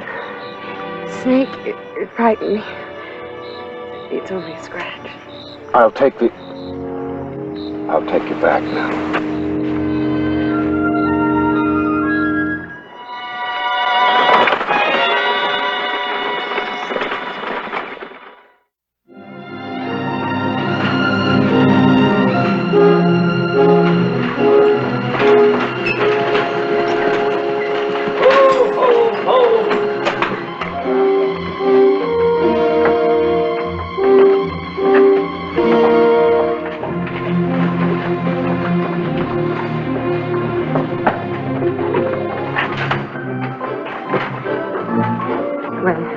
Goodbye, Daniel. You can't stay here. You don't know anyone here. You'd be alone. It's not safe. I'll manage. How? Well, I'll get a job. And then when I have enough money, I'll move on. Here you are, miss. Let's go, Daniel. We're 4 hours late already. Oh, sorry. It's all right.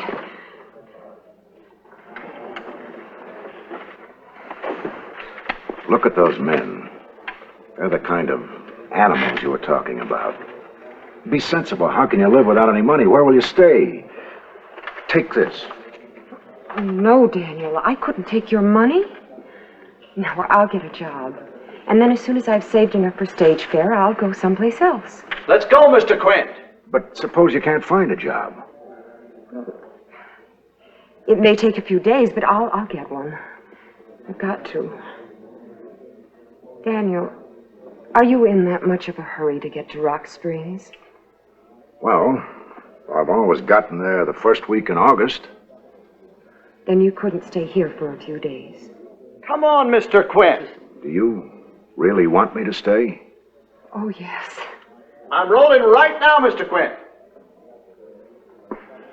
I'm staying here, Ben. May I have my bag?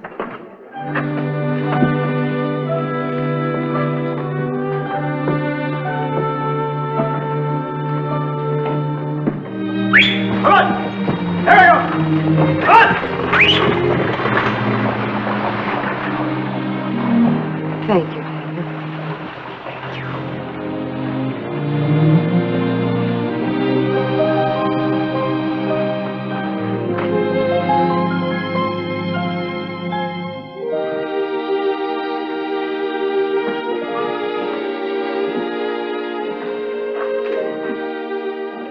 Good night, honey.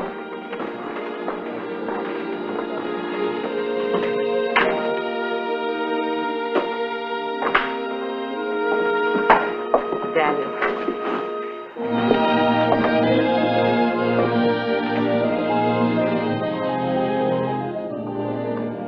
So you think he met up with some foul play, this Daniel Quint? Yes. When the Rock Springs Bank sent a message to our village telling us that Daniel had not arrived, we became alarmed. We're afraid something may have happened to him, especially since he was carrying our entire season's treasury. Treasury? The Lord smiled upon us this year. It amounted to almost $11,000. That's an awful big smile.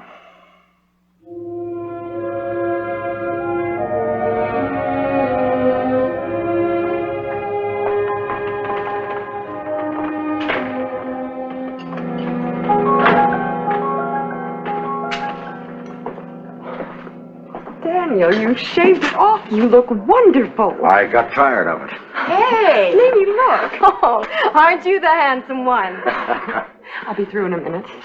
Come on, sit down. Sit down, Mr. Quint. Let me get you a cup of coffee. She's a mighty nice girl, Mr. Quint. You're a lucky fella.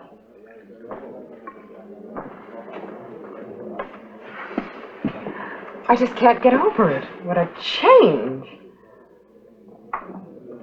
What is it? Just a little headache. I could stroke your temples, ease it up a bit. I'd like that.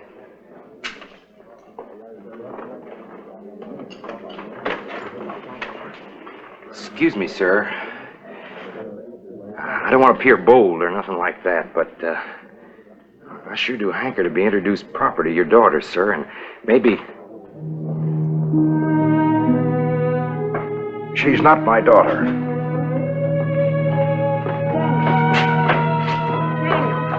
Daniel, wait. That boy is just a gawky, stupid farmhand. Anybody over 25 is old to him.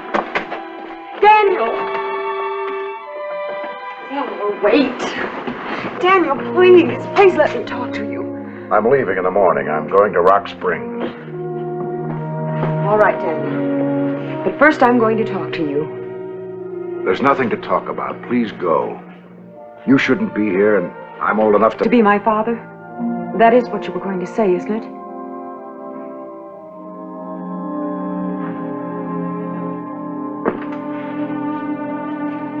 Daniel, look at me.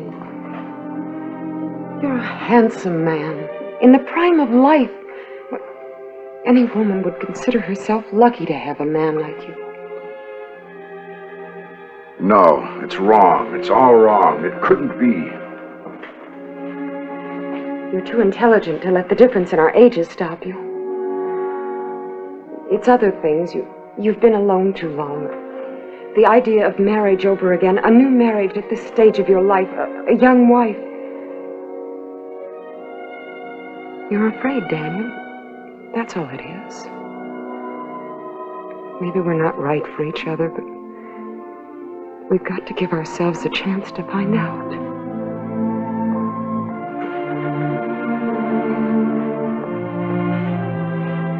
I can't think right now.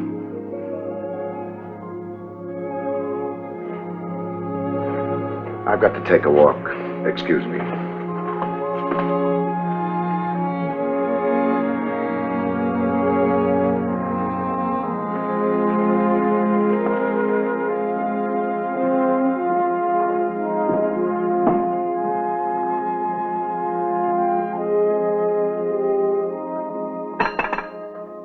Oh, I'm sorry, sir. Mr. dropped off. Can I help you? Yeah, you got a girl named Erickson here, Lorna Erickson? Yes, sir. All right, give me a room. And in the morning, you tell her I'm here. And tell her alone. Who shall I say? Johnny. Just Johnny.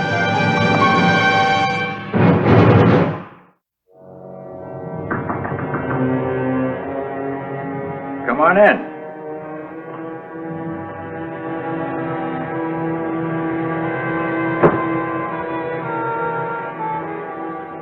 Two weeks is too long away from you. Well, you're not exactly jumping for joy at seeing me. You were supposed to be here 2 days ago. I got caught in a hot game in Moss Point. Are you sure it wasn't that little Chiquita at the Blair house? Now, come on. You know there's no other woman for Johnny Meadows but you. What's wrong? I've got a headache. Well, I haven't. Come here. You'd never stroke my temples, would you, Johnny? What? Nothing. Hey, you got that old man here in Cupid Harps yet? Bet you have. He's not an old man. All right, so he's not an old man, so what? I'm here now. You just steer him out to the lake. I'll give you 2 hours to get him there. I don't know. Helping you cheat at cards was one thing, and luring sodbusters into the game was another, but I don't like this, Johnny. What are you talking about? Ever since we found out this Holy Joe takes 10,000 or more in the Rock Springs every year, we planned this. We're going to take the money and go to Mexico. Live like a king and queen, remember? I remember. But the money, Johnny, it doesn't belong to him. What's wrong with you? You're what's wrong with me. Now, you listen to me. I don't know what's gotten into that pretty little head of yours, but either you help me do this the easy way or I'll do it alone, my way. Right. 2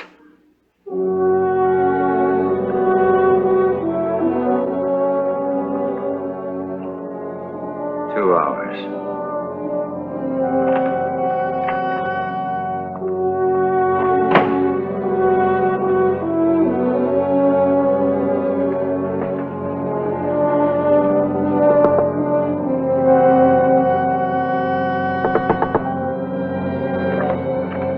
Daniel, I must talk to you now, right away.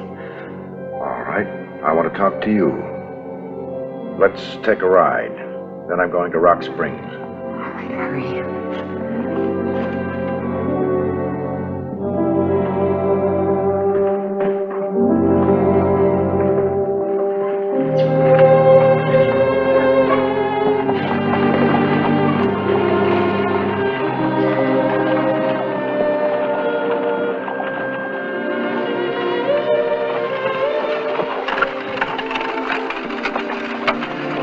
I thought we'd go down to the lake. Why'd you wish to stop here? Because this is the end of the line, Daniel. What? You're a nice man. You're much too nice for your own good, and you've got a lot to learn, and I don't want to have to be the one to teach it to you. Now, you get going to Rock Springs now, where you still can. Wait! Wait! Wait! What are you talking about? He's talking about me.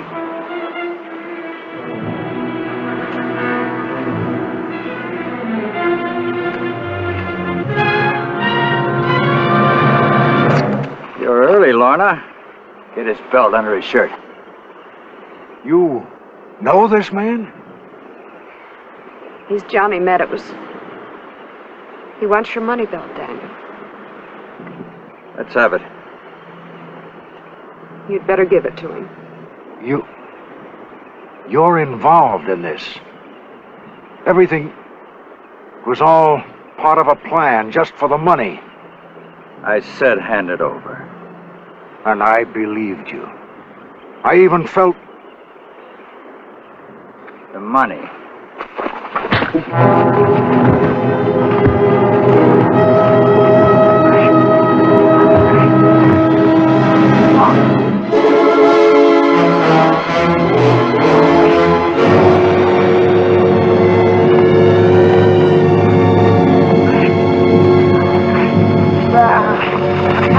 Daniel, you're killing me.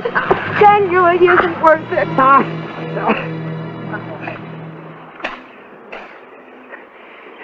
You're out of your head. Not over the money. Over her.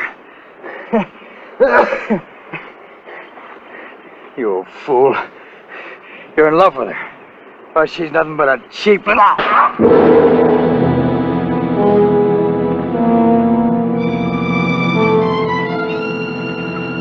He's right. I'm a fool. An old fool.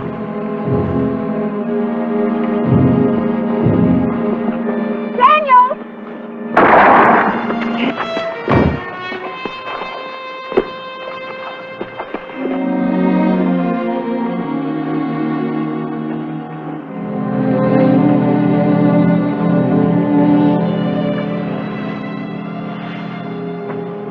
God have mercy on him. Name's Dave Cook. I'm a detective. Your people hired me to find you. I was lost.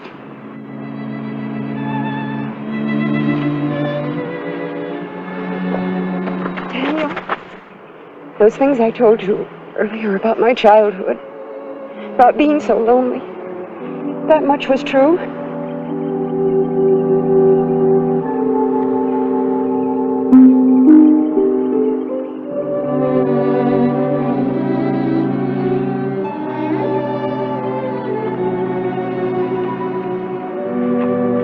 Daniel!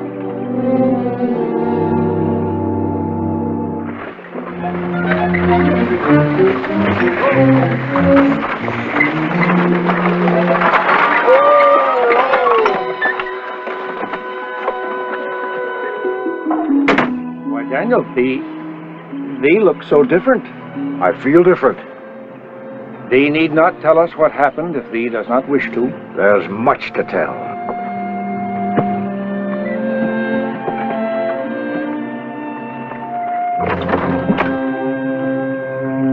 Good luck, Mr. and Mrs. Quint. Mr. and Mrs.? Luke, Abraham, my wife. I must hurry ahead and tell the others. There'll be a celebration.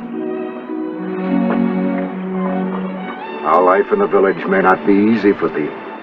I will have you. I mean thee.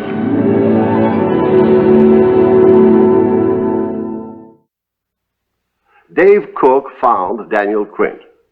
Daniel and Lorna Erickson found each other and a new life together.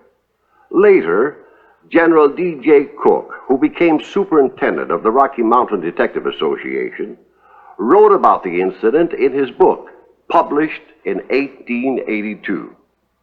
It was one of many chapters in the history of the West.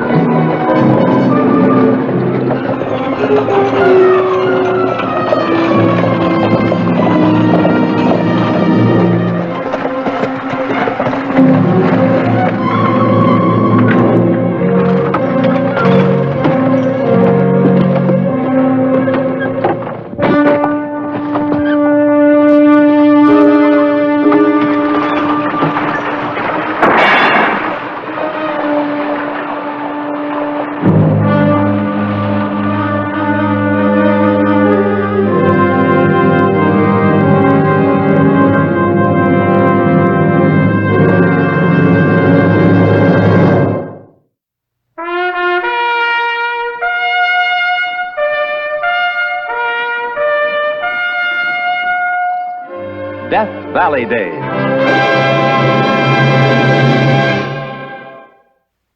Howdy, folks. I'm the Old Ranger.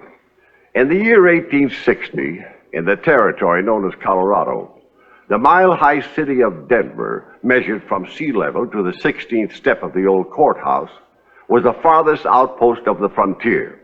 Now, despite its fine weather and good black soil, gold was the bait. Though the little town was still in its infancy, it already had a newspaper, hotel, theater, hospital, school, and what was destined to add one of the most fantastic chapters to our American history, a bank. the private mint of Clark, Gruber and Company.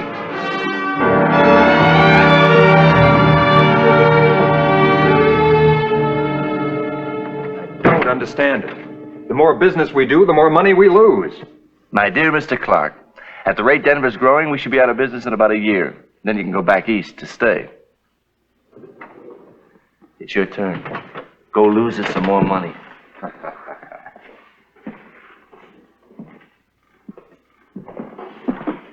Can I help you? Gus Britton's the name. Milton Clark. Pan me a few ounces, and these Cherry Creek safes are too bulky to carry and too hard to spend. Need some cash. Well, that's one of the things we're here for. There we go. Now, about 5 ounces.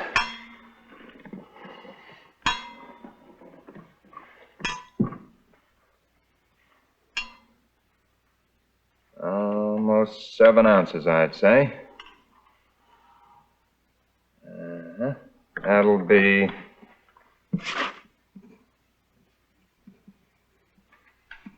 $72.50. Well, what do you know? I'd prefer coin. That is, if you don't mind.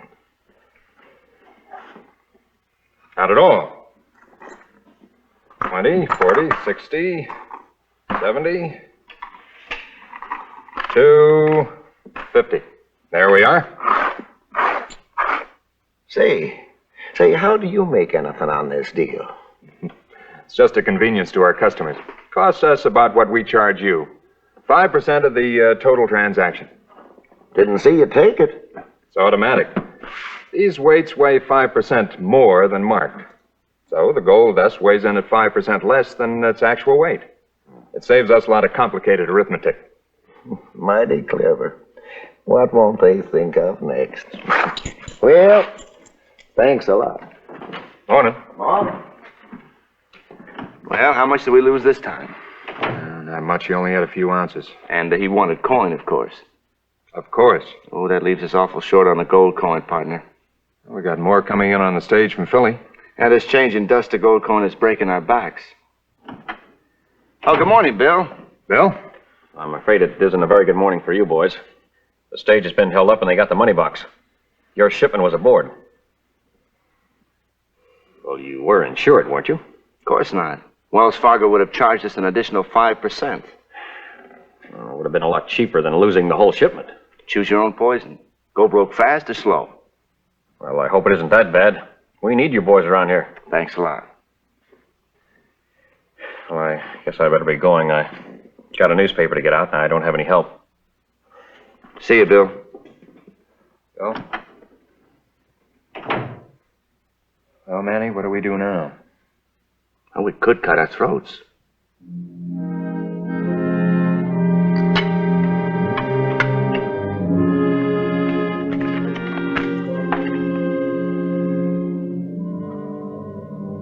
Manny Gruber, my husband doesn't have to eat my cooking, but if you want to be invited here again... I'm sorry, Martha. What's the matter with you two, anyway? Martha, don't you understand? At the rate we're heading, we'll go broke. Look, we have to exchange our customers' gold dust for cash as a courtesy. We charge 5%, which is what Wells Fargo charges us to deliver the gold dust to the mint. And these holdups we've been having have just about put the match to the powder barrel. Oh, you still have assets. Assets? Well, you have miners' grub stakes, and when they hit it, you'll get your share. Not when, if. And loans to farmers. They'll be repaid. Too late to do us any good. Loans on properties and a few lots. Frozen assets, that's what they are.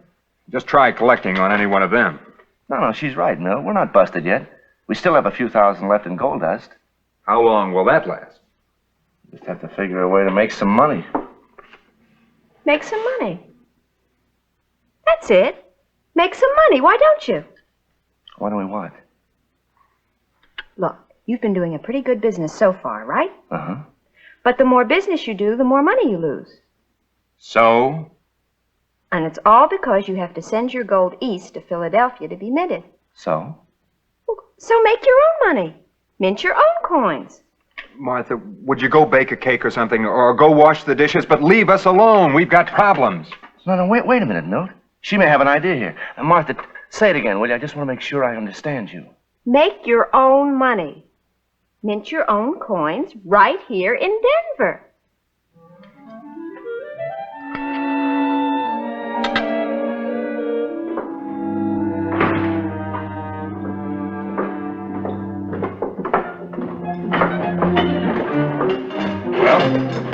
We're ready to press our first coin.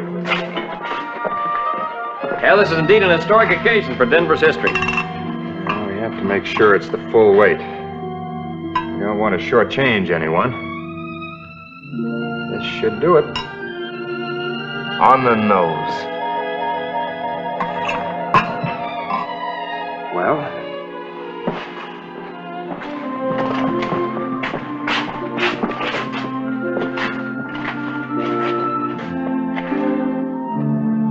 We had this dye made back east, you know.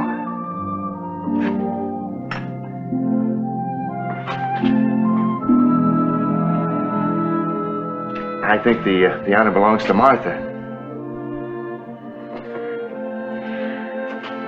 Just step down on this one, I tell you. All right? Go!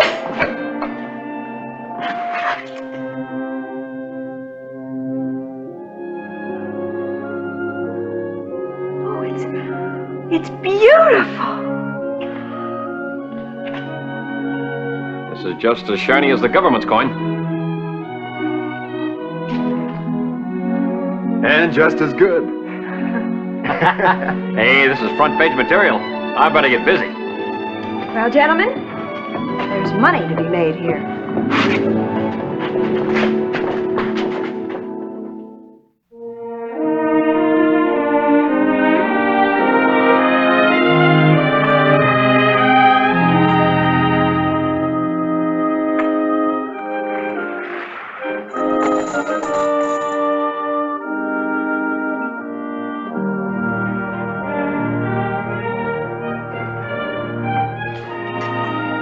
Maybe Gus was right.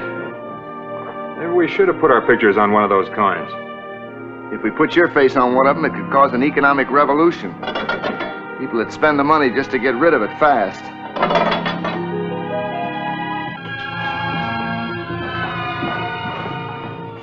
Oh, I've got more gold dust under my fingernails than old Gus takes out of his claim in 1 week.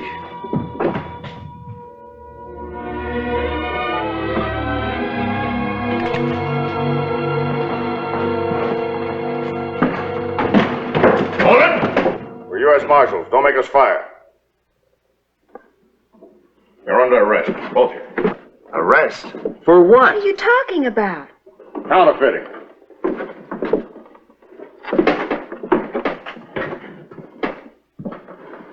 From the looks of things, you'll be lucky to get off with 20 years. Let's go. Sorry, ma'am.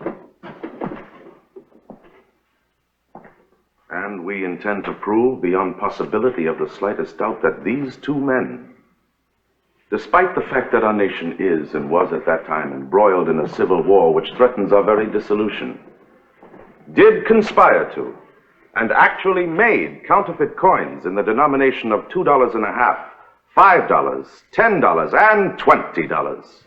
Why is he so angry? Gets us 20 years and himself a big reputation.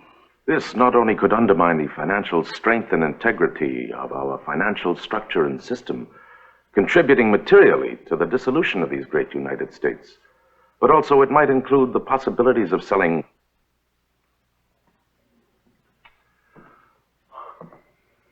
Your Honor,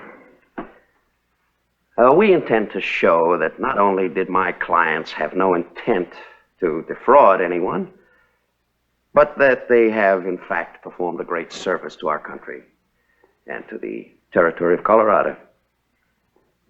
And with specific regard to the crimes of which they're charged, they plead not guilty. I do.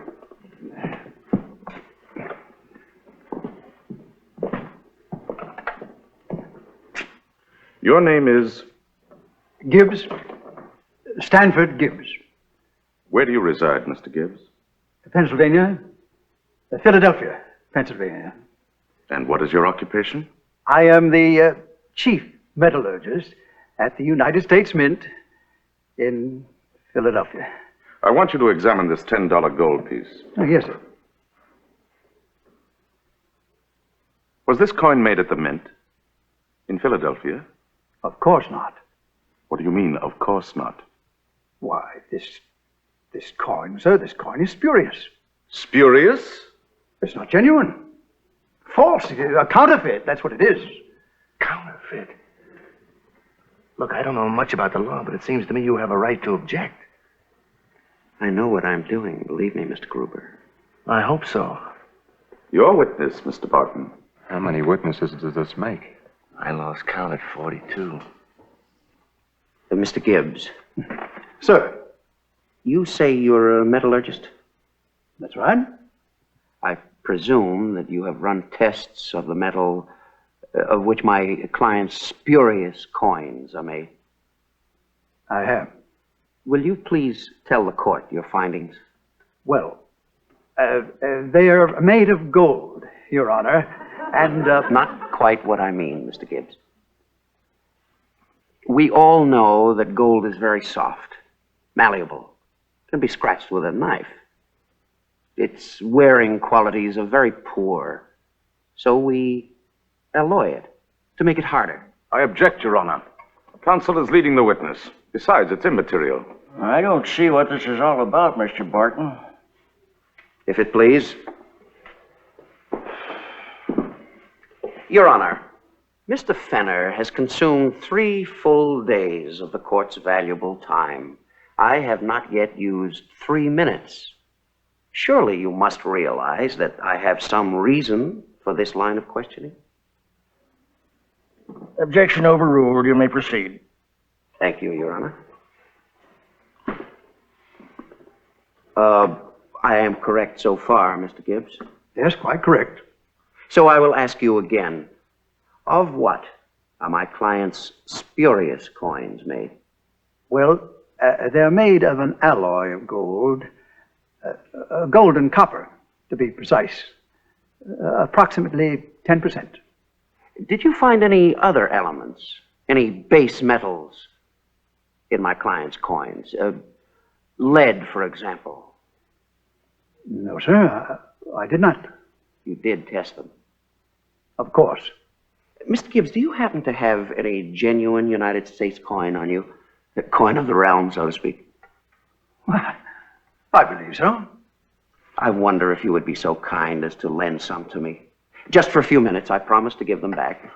Unless, of course, you would prefer some of those. Well, hardly. You may change your tune.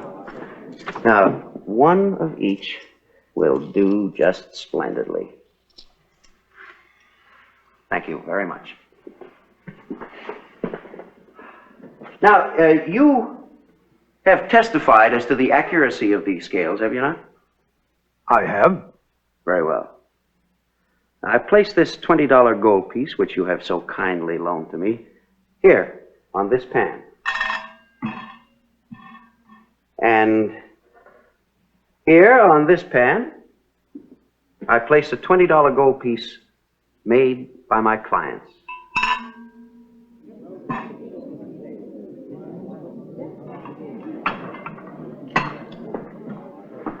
What conclusions do you draw from this very simple demonstration I've just made? Please, Mr. Gibbs.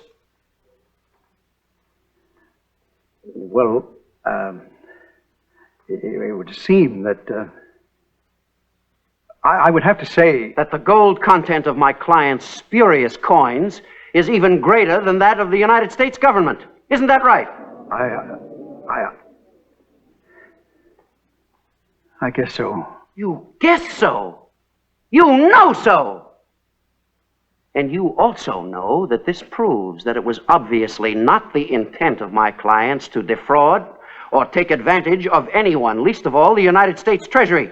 The fact of the matter is, and this is subject to proof, that my client's coins, all of them, contain a full 5% more gold than those of the government, and you may weigh any and all of them. That's all, Mr. Gibbs. 5% more. You didn't use the same weights we used to weigh the customers' gold dust, did you? The ones that are 5% heavier? Well, sure I did. They're the only ones we had. Why, you idiot. Do you know you've cost a... Wait a minute. I take it back. It just might be the best thing you ever did. I submit, Your Honor, that in the speech of the day, counterfeiting is known as the illegal manufacture of paper money. Greenbacks, banknotes, call them what you will. Paper money which has no value, but only represents value. Now, my clients have only made coins, metal coins, gold coins, which have value. Just a moment. We've never charged otherwise. You stick with that statement? Of course. Then, Your Honor, I demand that the charges brought against my clients be dropped and the case dismissed, or that you so rule them not guilty. Order! Order in the court!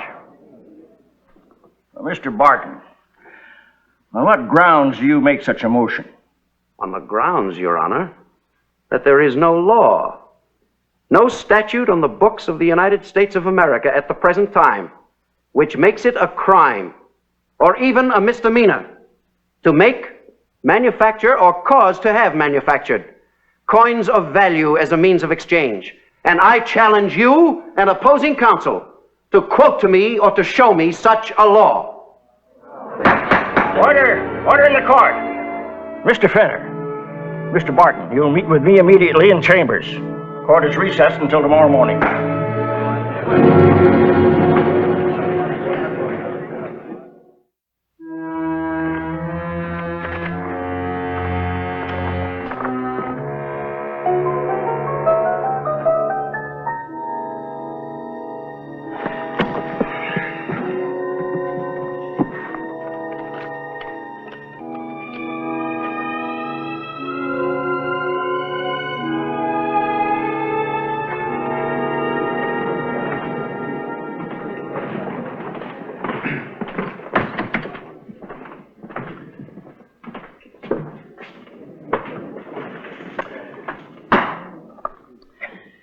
Well, it seems at the present time there's no law on the books of the United States or of the territory of Colorado making it a crime, felony, or misdemeanor to mint coin.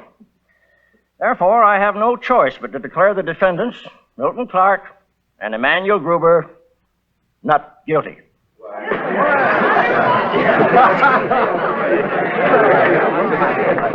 Mr. Gibbs. Mr. Gibbs, would you happen to have change for a $20 gold piece? Well, now, I think I might be able to accommodate you.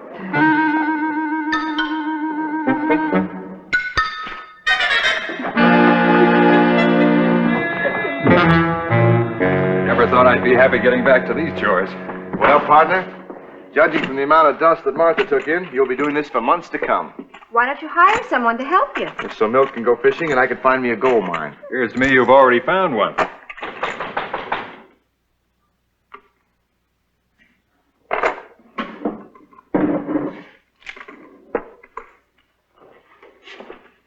Who is it? Marshal Thomas. May we come in? Sure.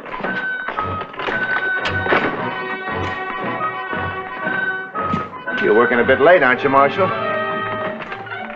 The Treasury Department of the United States insists that you, Milton Clark and Emanuel Gruber, presently residing in Denver in the territory of Colorado, cease and desist from the private manufacture of coinage. Now, we've been through all that. You know that, Marshal. Oh, come on, fellas. Look, I'm only doing my duty, carrying out instructions. And if this fails, well, I was instructed to ask you to please stop.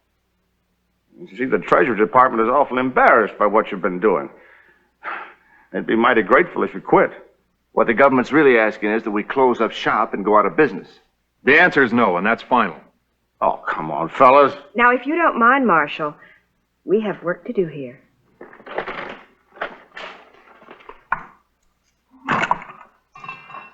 Thank you, partner.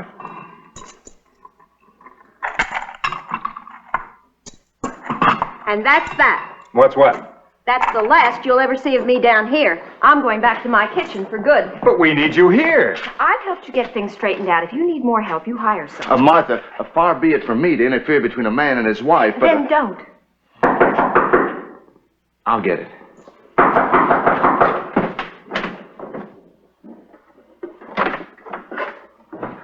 Mr. Gruber, Marshall, may I come in?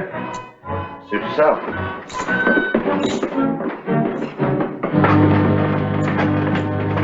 Mr. Marshall. Ma'am? Mr. Clark? Now what? You two are causing a heap of people an awful lot of trouble. The government in Washington's had to take time off from the war. Call both houses of Congress meeting in special session just to decide what to do about you two young fellas. Seems to me they'd have more important things to do. Well, they decided to buy this here place. Land, building, lock, stock, and barrel. $25,000. 5 times too much, if you ask me. On one condition. That you cease and desist, now and henceforth, from the manufacture of coin. Well? $25,000. Well, Marshall, you tell those people in Philadelphia That the answer is no. That's very good thinking, though. Oh, come on, fellas. In 2 months' time, you'd be right back in the same trouble you were in to begin with. She's right, partner. Right. No deal. However, there is one way that my husband and Mr. Gruber might be tempted to accept. How's that, ma'am? And that is, if the United States government would guarantee to exchange their dust for coin right here. In Denver? In Denver? Yeah, but how could that be? The mint's in Philadelphia. Very simply. They'd own this building and all the machinery. Why, they could mint the coins right here. A branch of the Philadelphia Mint. Right here in Denver. The United States government accepted their terms and established the Denver Mint on the spot previously owned by the banking firm of Clark Gruber and Company. As a matter of fact, that mint turns out 75% of all the coins made in America. Oh, by the way, did you ever notice on the tail side of certain dimes, just to the left of the torch, the little D? Well, that shows it was made at the Denver Mint, formerly owned by Clark Gruber and Company.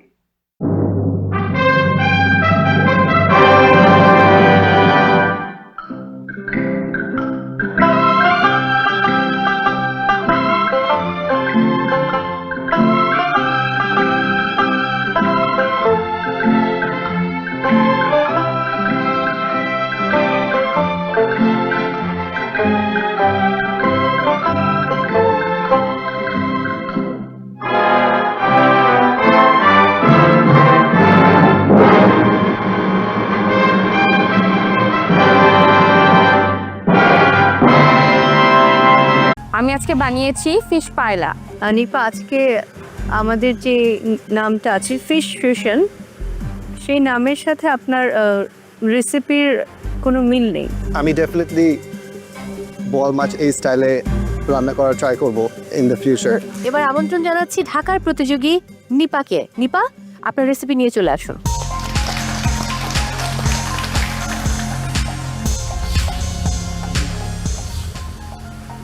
আমি আজকে বানিয়েছি fish পায়লা। কি fish ব্যবহার করেছো? আমি বোয়াল মাছটা ব্যবহার করেছি। ফিশ কোথায়? ফিশ ম্যাম আজ কোথায় আছে? ভিতরে? হ্যাঁ ম্যাম, এটা লেয়ার করেছেন? লেয়ার করিনি, এভাবে আর কি দিয়ে দিয়েছি। ট্যাঙ্গি সসটা কি করে করেছেন? ট্যাঙ্গি সসটা আমি অরেঞ্জ, চেরি, মানে সুগার অ্যান্ড হচ্ছে হালকা একটু সয়া সস, ভিনেগার অ্যান্ড হচ্ছে রোস্টেড টমেটো দিয়ে করেছি। এটাও কি মেন্টর বলে দিয়েছিল সসের কাটিং? মেন্টর, হ্যাঁ, আমার মেন্টর আমাকে বলেছে যে একটা মানে এটাকে ইনহ্যান্স করার জন্য একটা ট্যাঙ্গি টাইপসের সস রাখলে ভালো হবে। আপনার মেন্টর নাদিয়া নাতাশা? জি নাদিয়া নাতাশা আপু, আপনি কি ট্যাঙ্গি সস করতে বলেছিলেন? আমি যখন ওকে বুঝিয়েছিলাম যে এটা এরকম একটা ফুল মিল, সে বলেছিল আমি একটা সস করতে চাই এর সাথে, আমি কি করতে পারবো? তা আমি বলেছিলাম এটার সাথে বেসিক্যালি সস সার্ভ করার দরকার নাই, কিন্তু সে বলছে আমি একটা সস করতে চাই এবং সেটা একটু সুইট বা ক্রিমি। তখন আমি বললাম যেহেতু আপনি করতেই চাচ্ছেন, যদি করেন, যেহেতু ফিশ, আপনি একটা লেমন বেস কোনো কিছু দিতে পারেন। কিন্তু সসটা মজা হয়েছে। ইনিশিয়ালি সে বলেছিল যে এটার সাথে সস যায় না, অ্যান্ড শি ইজ রাইট। সসটা আপনি করেছেন, that is your choice. By itself সসটা খেতে মজা, প্লেটিংটা আমার পছন্দ হয়নি। I think it's very messy, right? চ্যালেঞ্জটা ছিল আজকে ফিশ ফিউশন। পায়েতে ফিশ খুঁজে পাওয়া যাচ্ছে না, you have to really look in to it. সসটা ইয়েস ইট হেল্পস রাইসের সাথে খেতে, বাট সসটা ছাড়া যদি আমি খাই, পায়েতে কোনো সিগনিফিকেন্ট কোনো ফ্লেভার্স নাই। নিপা, আজকে আমাদের যে নামটা আছে ফিশ ফিউশন, সেই নামের সাথে আপনার রেসিপির কোনো মিল নেই। কস্টিং আপনার ওভারঅল ঠিক আছে, 542 করে আপনি এই প্লেটটা সেল করছেন। কস্টিং ইজ ওকে, বাট এটা আপনি 542-তে সেল করতে পারবেন না রিয়েল লাইফে। Thank you.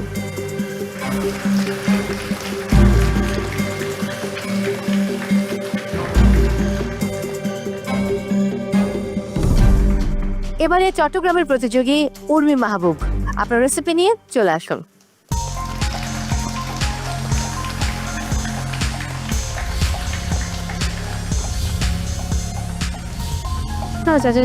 Hello, hi. Peruvian একটা কুইজিন, পেরিহো।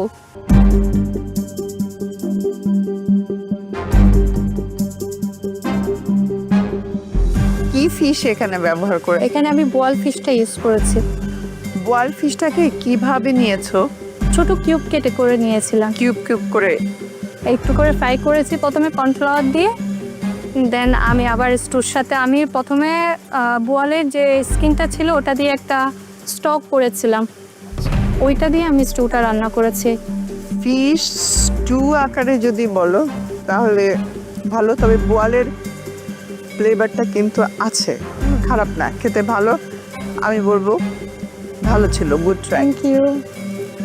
প্রথমত আমার কাছে মনে হচ্ছিল উনি কি ভুলে চিংড়ি মাছ উঠিয়ে নিয়ে আসছে, চিংড়ি মাছ হাতে কোনো অপশন ছিল না। তারপর কারণ ফিশগুলো এত সুন্দর করে মনে হচ্ছিল যেখানে শ্রিম গোল গোল গোল গোল করে দেয়া। তারপর যখন বোয়াল ফিশ বললেন আর এটা ফিউশন, তখন একটু কনফিউজ ছিলাম যে এবার মনে হয় হালকা হলেও স্মেল পাবো। মুখে দিয়ে বোয়াল ফিশ মনেই হয়নি আমার কাছে, যা মনে হচ্ছে ডিফারেন্ট কোনো ফিশ। খুবই ভালো, খুবই মজার। সেই সাথে আপনার ব্রেডের সাথে যে আপনার গার্লিক একটা অয়েল মনে হয় করেছেন, garlic oil, butter oil, kind of garlic ব্রেডের মতনই লাগছিল ওটার সাথে যখন মিক্স করে খাচ্ছি। So it's really nice.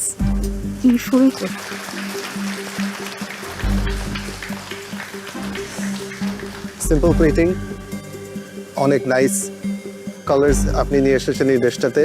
বোয়াল মাছ আমার অনেক প্রিয়, বাট আমি কখনোই আগে এইভাবে করে খাইনি। It's a different presentation, different texture of বোয়াল মাছ আপনি নিয়ে এসেছেন। আই থিঙ্ক বোয়াল মাছ আপনি যেভাবে করে কুক করেছেন, দ্যাট ইজ পারফেক্ট। সো আমি ডেফিনেটলি বোয়াল মাছ এই স্টাইলে রান্না করার ট্রাই করবো ইন দ্য ফিউচার। কস্টিংটা ঠিক হয়নি, এটা আপনার খরচ। প্রফেশনাল কিচেনে কাজ করা হয়েছে? না, অ্যাকচুয়ালি এখনো করা হয়নি। প্রফেশনাল কিচেনে আপনি যখন কস্টিং করবেন, every dish has to be ×3। এভাবেই শেখানো হয়েছিল, রাইট? আপনি নিজের ইচ্ছা একটা প্রাইস দিয়ে দিবেন, আপনার বাকি খরচ কোথা থেকে আসবে। ইটস নট অনলি অ্যাবাউট এই খাবারটা বানাতে আমার কত টাকা লেগেছে, এটা আমি খাবারের উপর একটু প্রফিট ধরে সেল করে দিলাম। অন্যান্য যা কস্ট আছে আপনার, সেগুলো তো এই ফুডের ভিতরেই আসতে হবে রেস্টুরেন্ট পার্সপেক্টিভে, রাইট? সো কস্টিংটা হয়নি, ভুল। Thank you Urmi.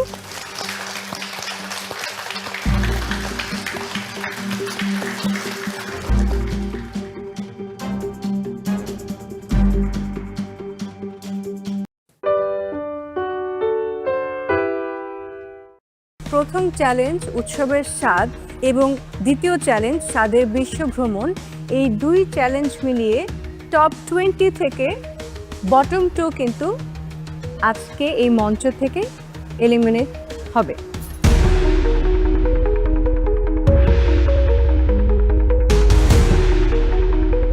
আজকে আমাদের 10 জন প্রতিযোগী একজন করে আসবেন, আপনাদের রেসিপিগুলো কালেক্ট করবেন।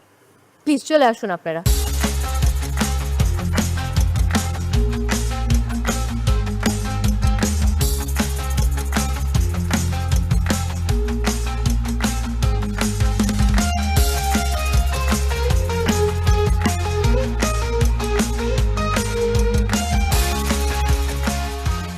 এবার তো খুব আগ্রহ বেড়ে গেল কার কি রেসিপি সেটা জানার জন্য।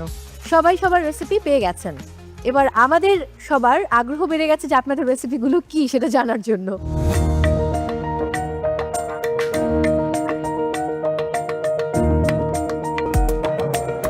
প্রথমে আমরা জানতে চাইবো, উর্মি আপনি কি পেয়েছেন রেসিপি? চিকেন পাই উইথ পেঞ্জেস, ক্রিমি মাছ অ্যান্ড সতে পিয়াজ। এবার জানতে চাইবো সাফায়েতের কাছে।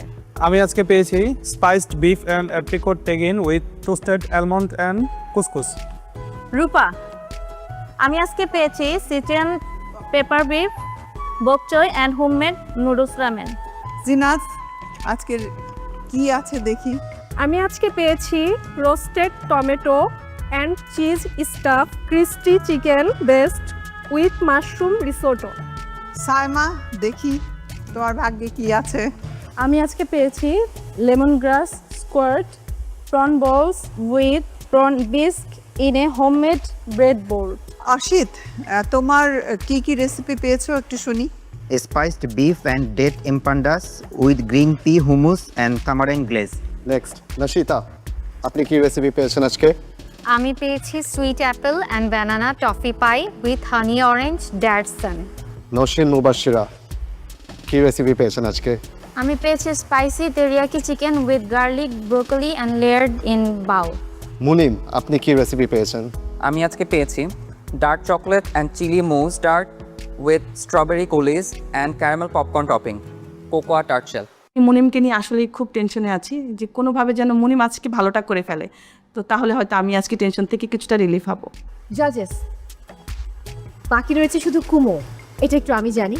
আমি খুব এক্সাইটেড তার রেসিপি জানার জন্য। আমিও। কুমো, আপনার রেসিপি কি? Honey ginger mince beef and broccoli stir fry with crispy homemade mozzarella nachos. Kumu, কালকের রেসিপিটা আপনি দেখেছেন অ্যান্ড আজকের রেসিপিটা আপনার হাতে আছে, কোনটা মনে হয় বেটার করতে পারতেন? গতকালকেটা আমার প্রেজেন্টেশন আমি করলে একটু অন্যভাবে করতাম, কিন্তু আমি ওইটাতে দুইটা জিনিসে একটু কনফিউজ ছিলাম, যার কারণে আমি করতে চাইনি এটা। আর আজকে নাচোসও আমরা সবাই পছন্দ করি এবং এইটাও আমি করতে পারবো। Nice, good luck Kumu. Thank you.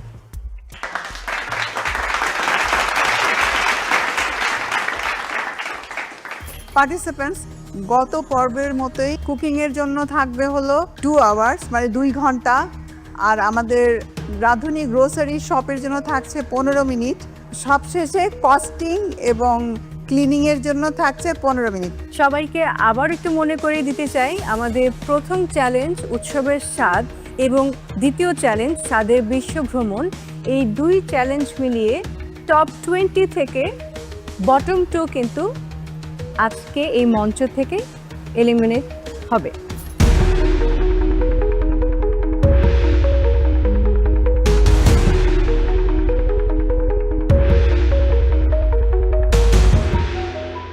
আর এর সাথে আমি অ্যাড করতে চাই, আপনাদের আজকের চ্যালেঞ্জটা শুধু এটার জন্যই হবে না যে আমি এলিমিনেটেড হব না, আপনাদেরকে ফাইট করতে হবে টপ 9-এ যাওয়ার জন্য।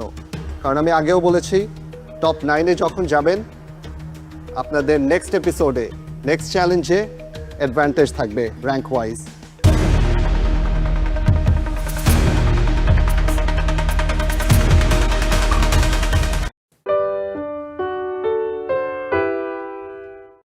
আজকে শুরুটা মিষ্টি মুখ দিয়ে হলো, মানে সুইট ডেজার্ট খেয়ে একদম পুরো ফিদা হয়ে গেলাম। ভয় পাচ্ছি আপনার জানকে যে চ্যালেঞ্জ করেছি।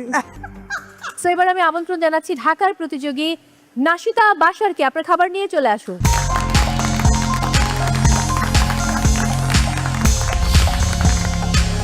আমার আজকের recipe green apple and banana toffee pie with orange honey ডার্সন।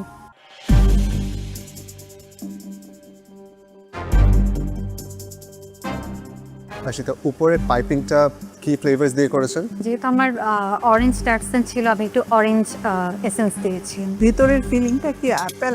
Apple and banana. দেখতে এমনি সুন্দর হয়েছে, দ্য কালার্স আর নাইস। কাটার পরে ভিতরের লেয়ারিংটাও ওয়াজ ওকে। ফিলিংটা it's apple and banana.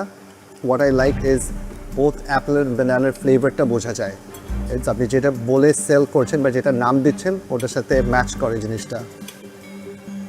Sweetness is perfect, টার্টটাও সুন্দরভাবে কুক হয়েছে, and overall I think it was a good try. Nashita আমার কাছে খুব ভালো লেগেছে, শেফ যা বলেছে সব কিছুই ঠিক আছে। এক কথা আমি বলবো বাও।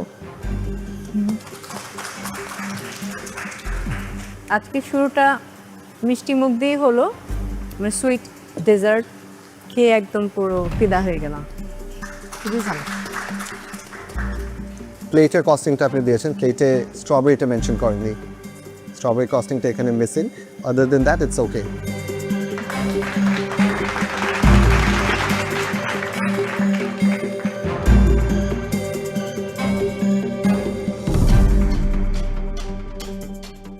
এবারে জয়পুরহাটের কুমু, দেখা যাক তার রেসিপি কতটা টেস্টি হয়েছে।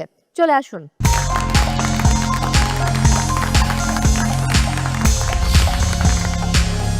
আমি আজকে বানিয়েছি honey ginger mince beef, broccoli stir fry, homemade mozzarella crispy nachos.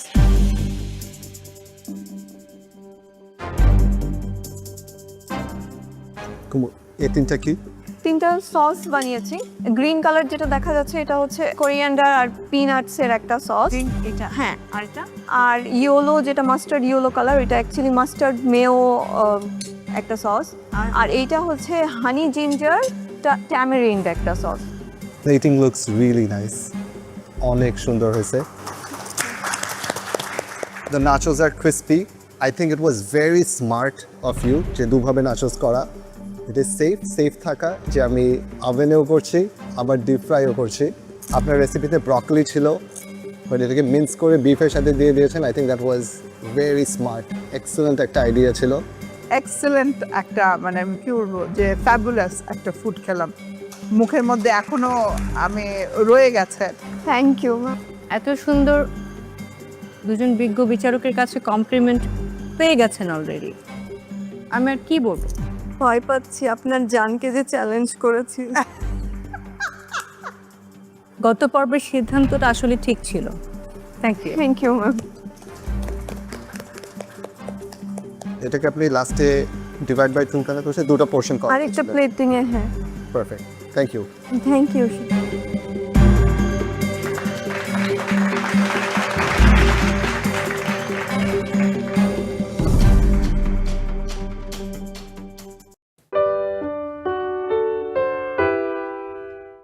যে আজকে বটম 2 পার্টিসিপেন্ট আমাদের কাছ থেকে বিদায় নেবেন, তারা হচ্ছেন ডক্টর মুনিম এবং মাইমুনা।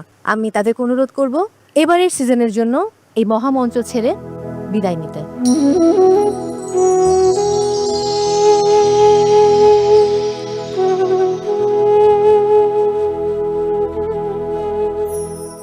দুটো চ্যালেঞ্জ মিলিয়ে এই মুহূর্তে বটম 2 পার্টিসিপেন্টসের স্কোর দেখে নেব। ডক্টর মুনিম হোসাইন 37.6, মাইমুনা আক্তার 40.6। ডাক্তার মুনিম, প্রথম চ্যালেঞ্জে খাবারটা একদমই ভালো ছিল না, আমরা সবাই দেখেছি, বাট আপনি চেষ্টা করেছেন আপনার জায়গা থেকে। আজকেও আমি খুব আশাবাদী ছিলাম যে আজকের পারফরমেন্স খুব ভালো হবে। ভালো হলো না, বিজ্ঞ বিচারকেরা বললেন আপনার মেন্টর কাজ ছিলেন আপনার জন্য। আপনি আসলে এই মুহূর্তে কি বলতে চান আমাদের উদ্দেশ্যে? সেরা রাঁধুনির এই মহামঞ্চের যে লেভেল, সেই লেভেলের জন্য আমি রেডি না। এই লেভেলে ওঠার জন্য আমাকে আরও অনেক পরিশ্রম করতে হবে, আমাকে আমার এক্সপার্টিস অনেক বাড়াতে হবে। আমার ফোকাসের কোনো ত্রুটি ছিল না। প্রবলেম যেটা, সেটা হচ্ছে আমার স্কিল, আমার এক্সপার্টিস, আমার টেকনিকগুলো স্বল্প সময়ের মধ্যে ধরে একটা আউটপুট দেওয়ার যে ক্ষমতা, সেটা এখনও সেরা রাঁধুনির মহামঞ্চের লেভেল পর্যন্ত ওঠেনি। শেফ, মাইমুনা এবং মুনিম এই দুজনের উদ্দেশ্যে কি বলার আছে? মাইমুনা অ্যান্ড মুনিম, তাদের দুজনের জন্যই আমি বলতে চাই ইটস ভেরি আনফর্চুনেট। আমার অনেক আশা ছিল দুজনকে নিয়েই, but both of them are right. It is true যে they are not yet ready for the challenge. So next time be more prepared and come back. We will wait for you next সিজনে। দিলারাহানি পূর্ণিমা, আসলে প্রথম থেকেই আমি যখন audition round চলছে সেটার কিছু ক্লিপিংস দেখেছি, স্পেশালি ডক্টর মুনিমের, তখন বলেছিলাম যে উনি হয়তো বা আমাদের এই মহামঞ্চে এসে অনেকগুলো চ্যালেঞ্জ পার করে যাবে। সেই আশাটা নিয়ে আমি সেই কথাগুলো বলেছিলাম। আর মাইমুনার প্রতিও সেরকম একটা এক্সপেকটেশন ছিল, কারণ আমি দুজন বিচারকের কাছে তার অনেক প্রশংসা শুনেছি।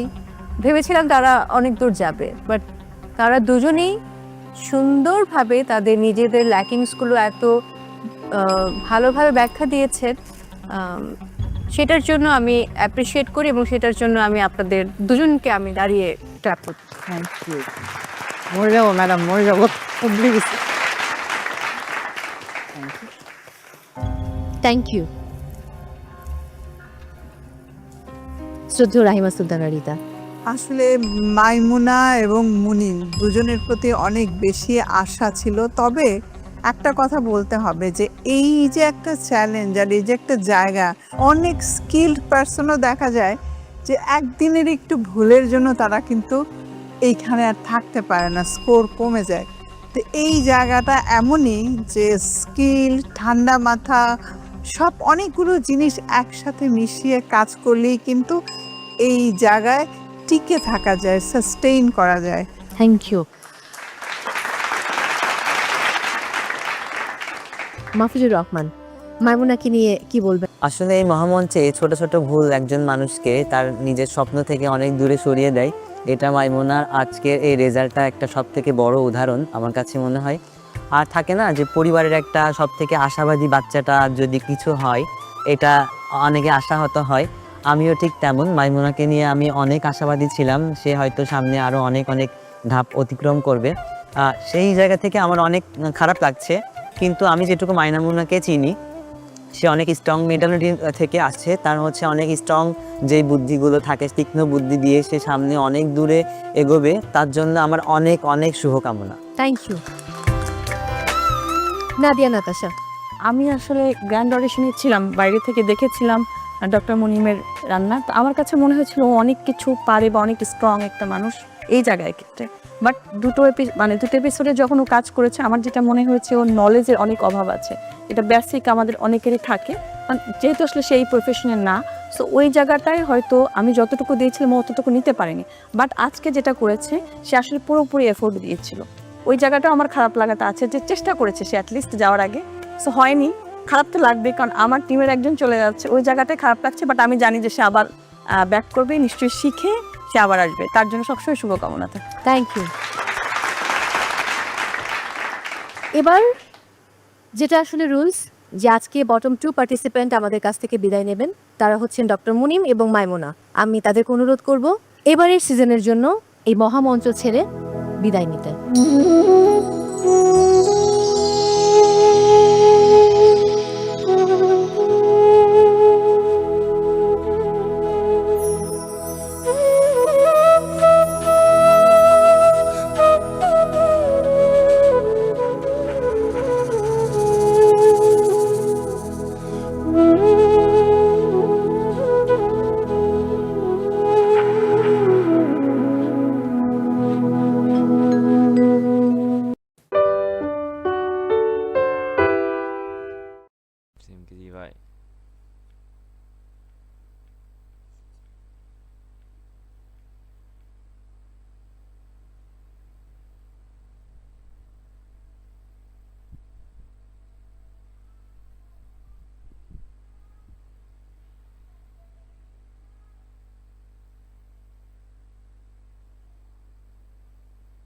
What were you doing here?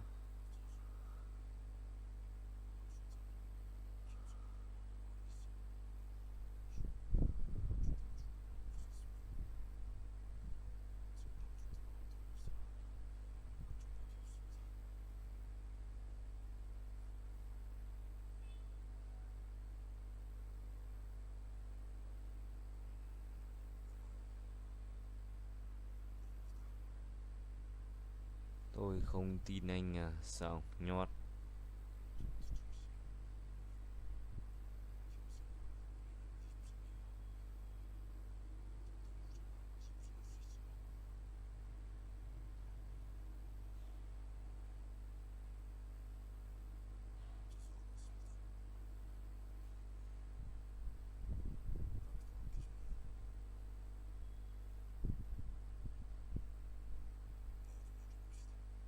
Okay, busy.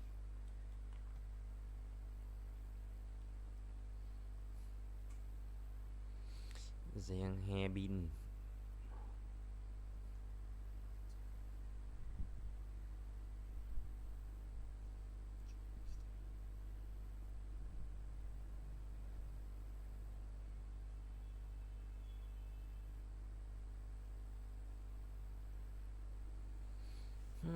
Hungary không đi ăn. Xong rồi.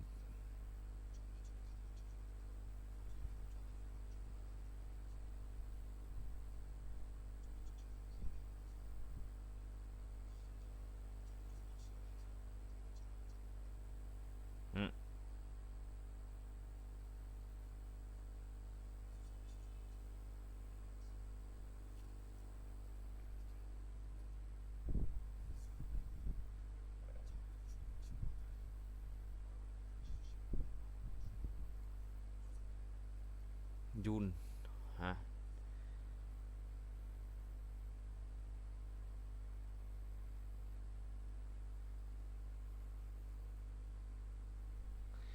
Cái gì vậy Bri?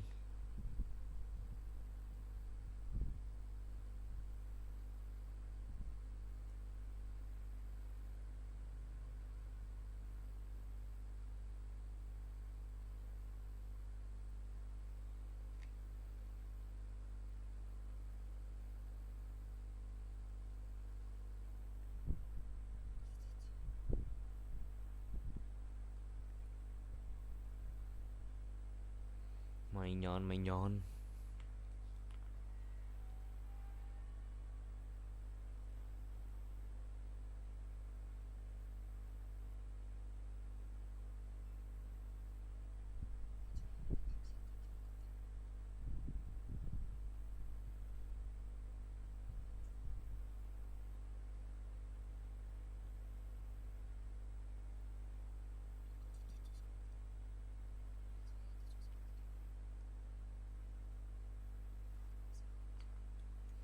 Kinh lắm.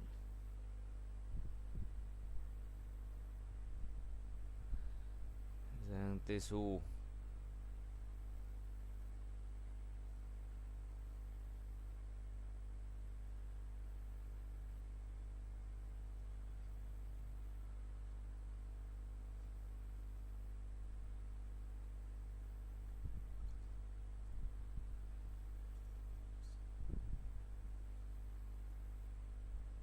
Easy peasy.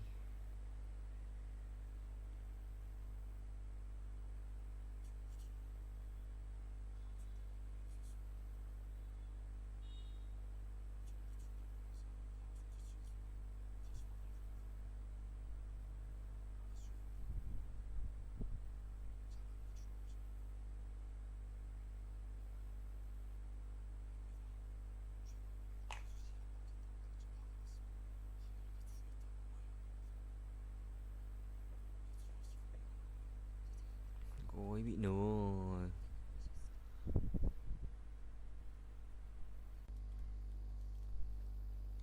Wow.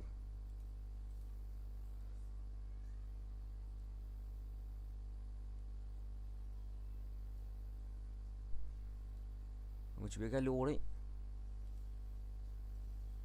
Galo Nami.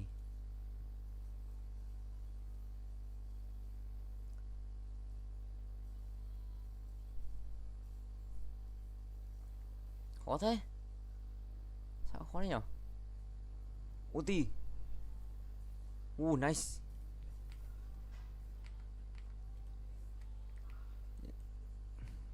Mày một x. Một x. Mày. Z. Ok, nhọt.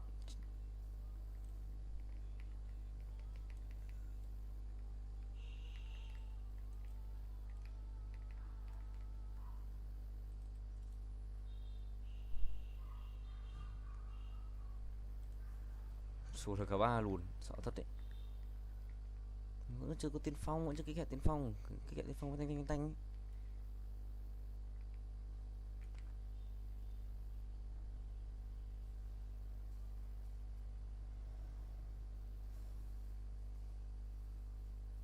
Ồ, đi xuống dưới. Con lần nào con Dích cũng bị stun vậy. Là con Dích cũng bị con Zidin ném cái quả ấy vào mồm vậy.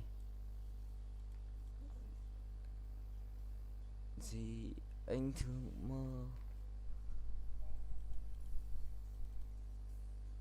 Còn khe khe cười, mỉm cười mỉm cười. Bẹp mày nhót.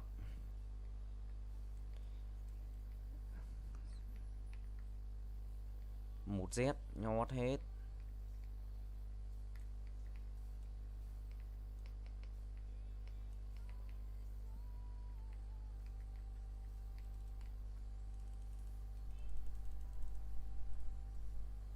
Bán con này, bán con này. Cho con này vào giữa.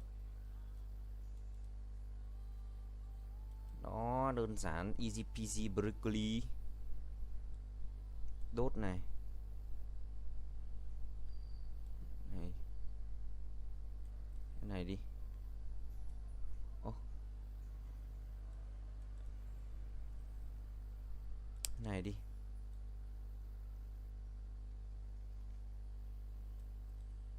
Niga niga niga. Niga niga.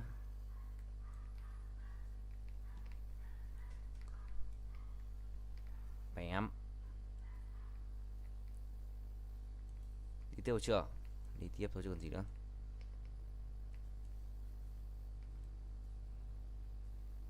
Bùm bùm pét pét, bùm bùm pét pét. Hóa. Mus.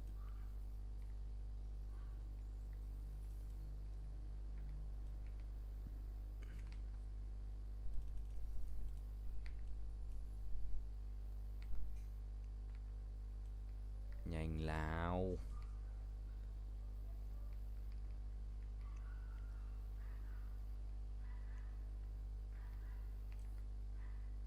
Tám con. Bot đâu? Bot đây. Ui chết luôn ạ.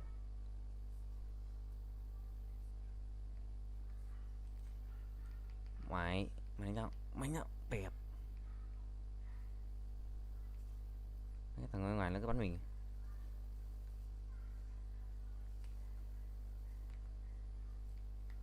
Ui, mày chết.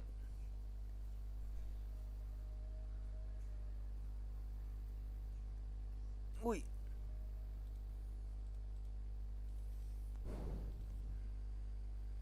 Cái đồ chôn quá ta.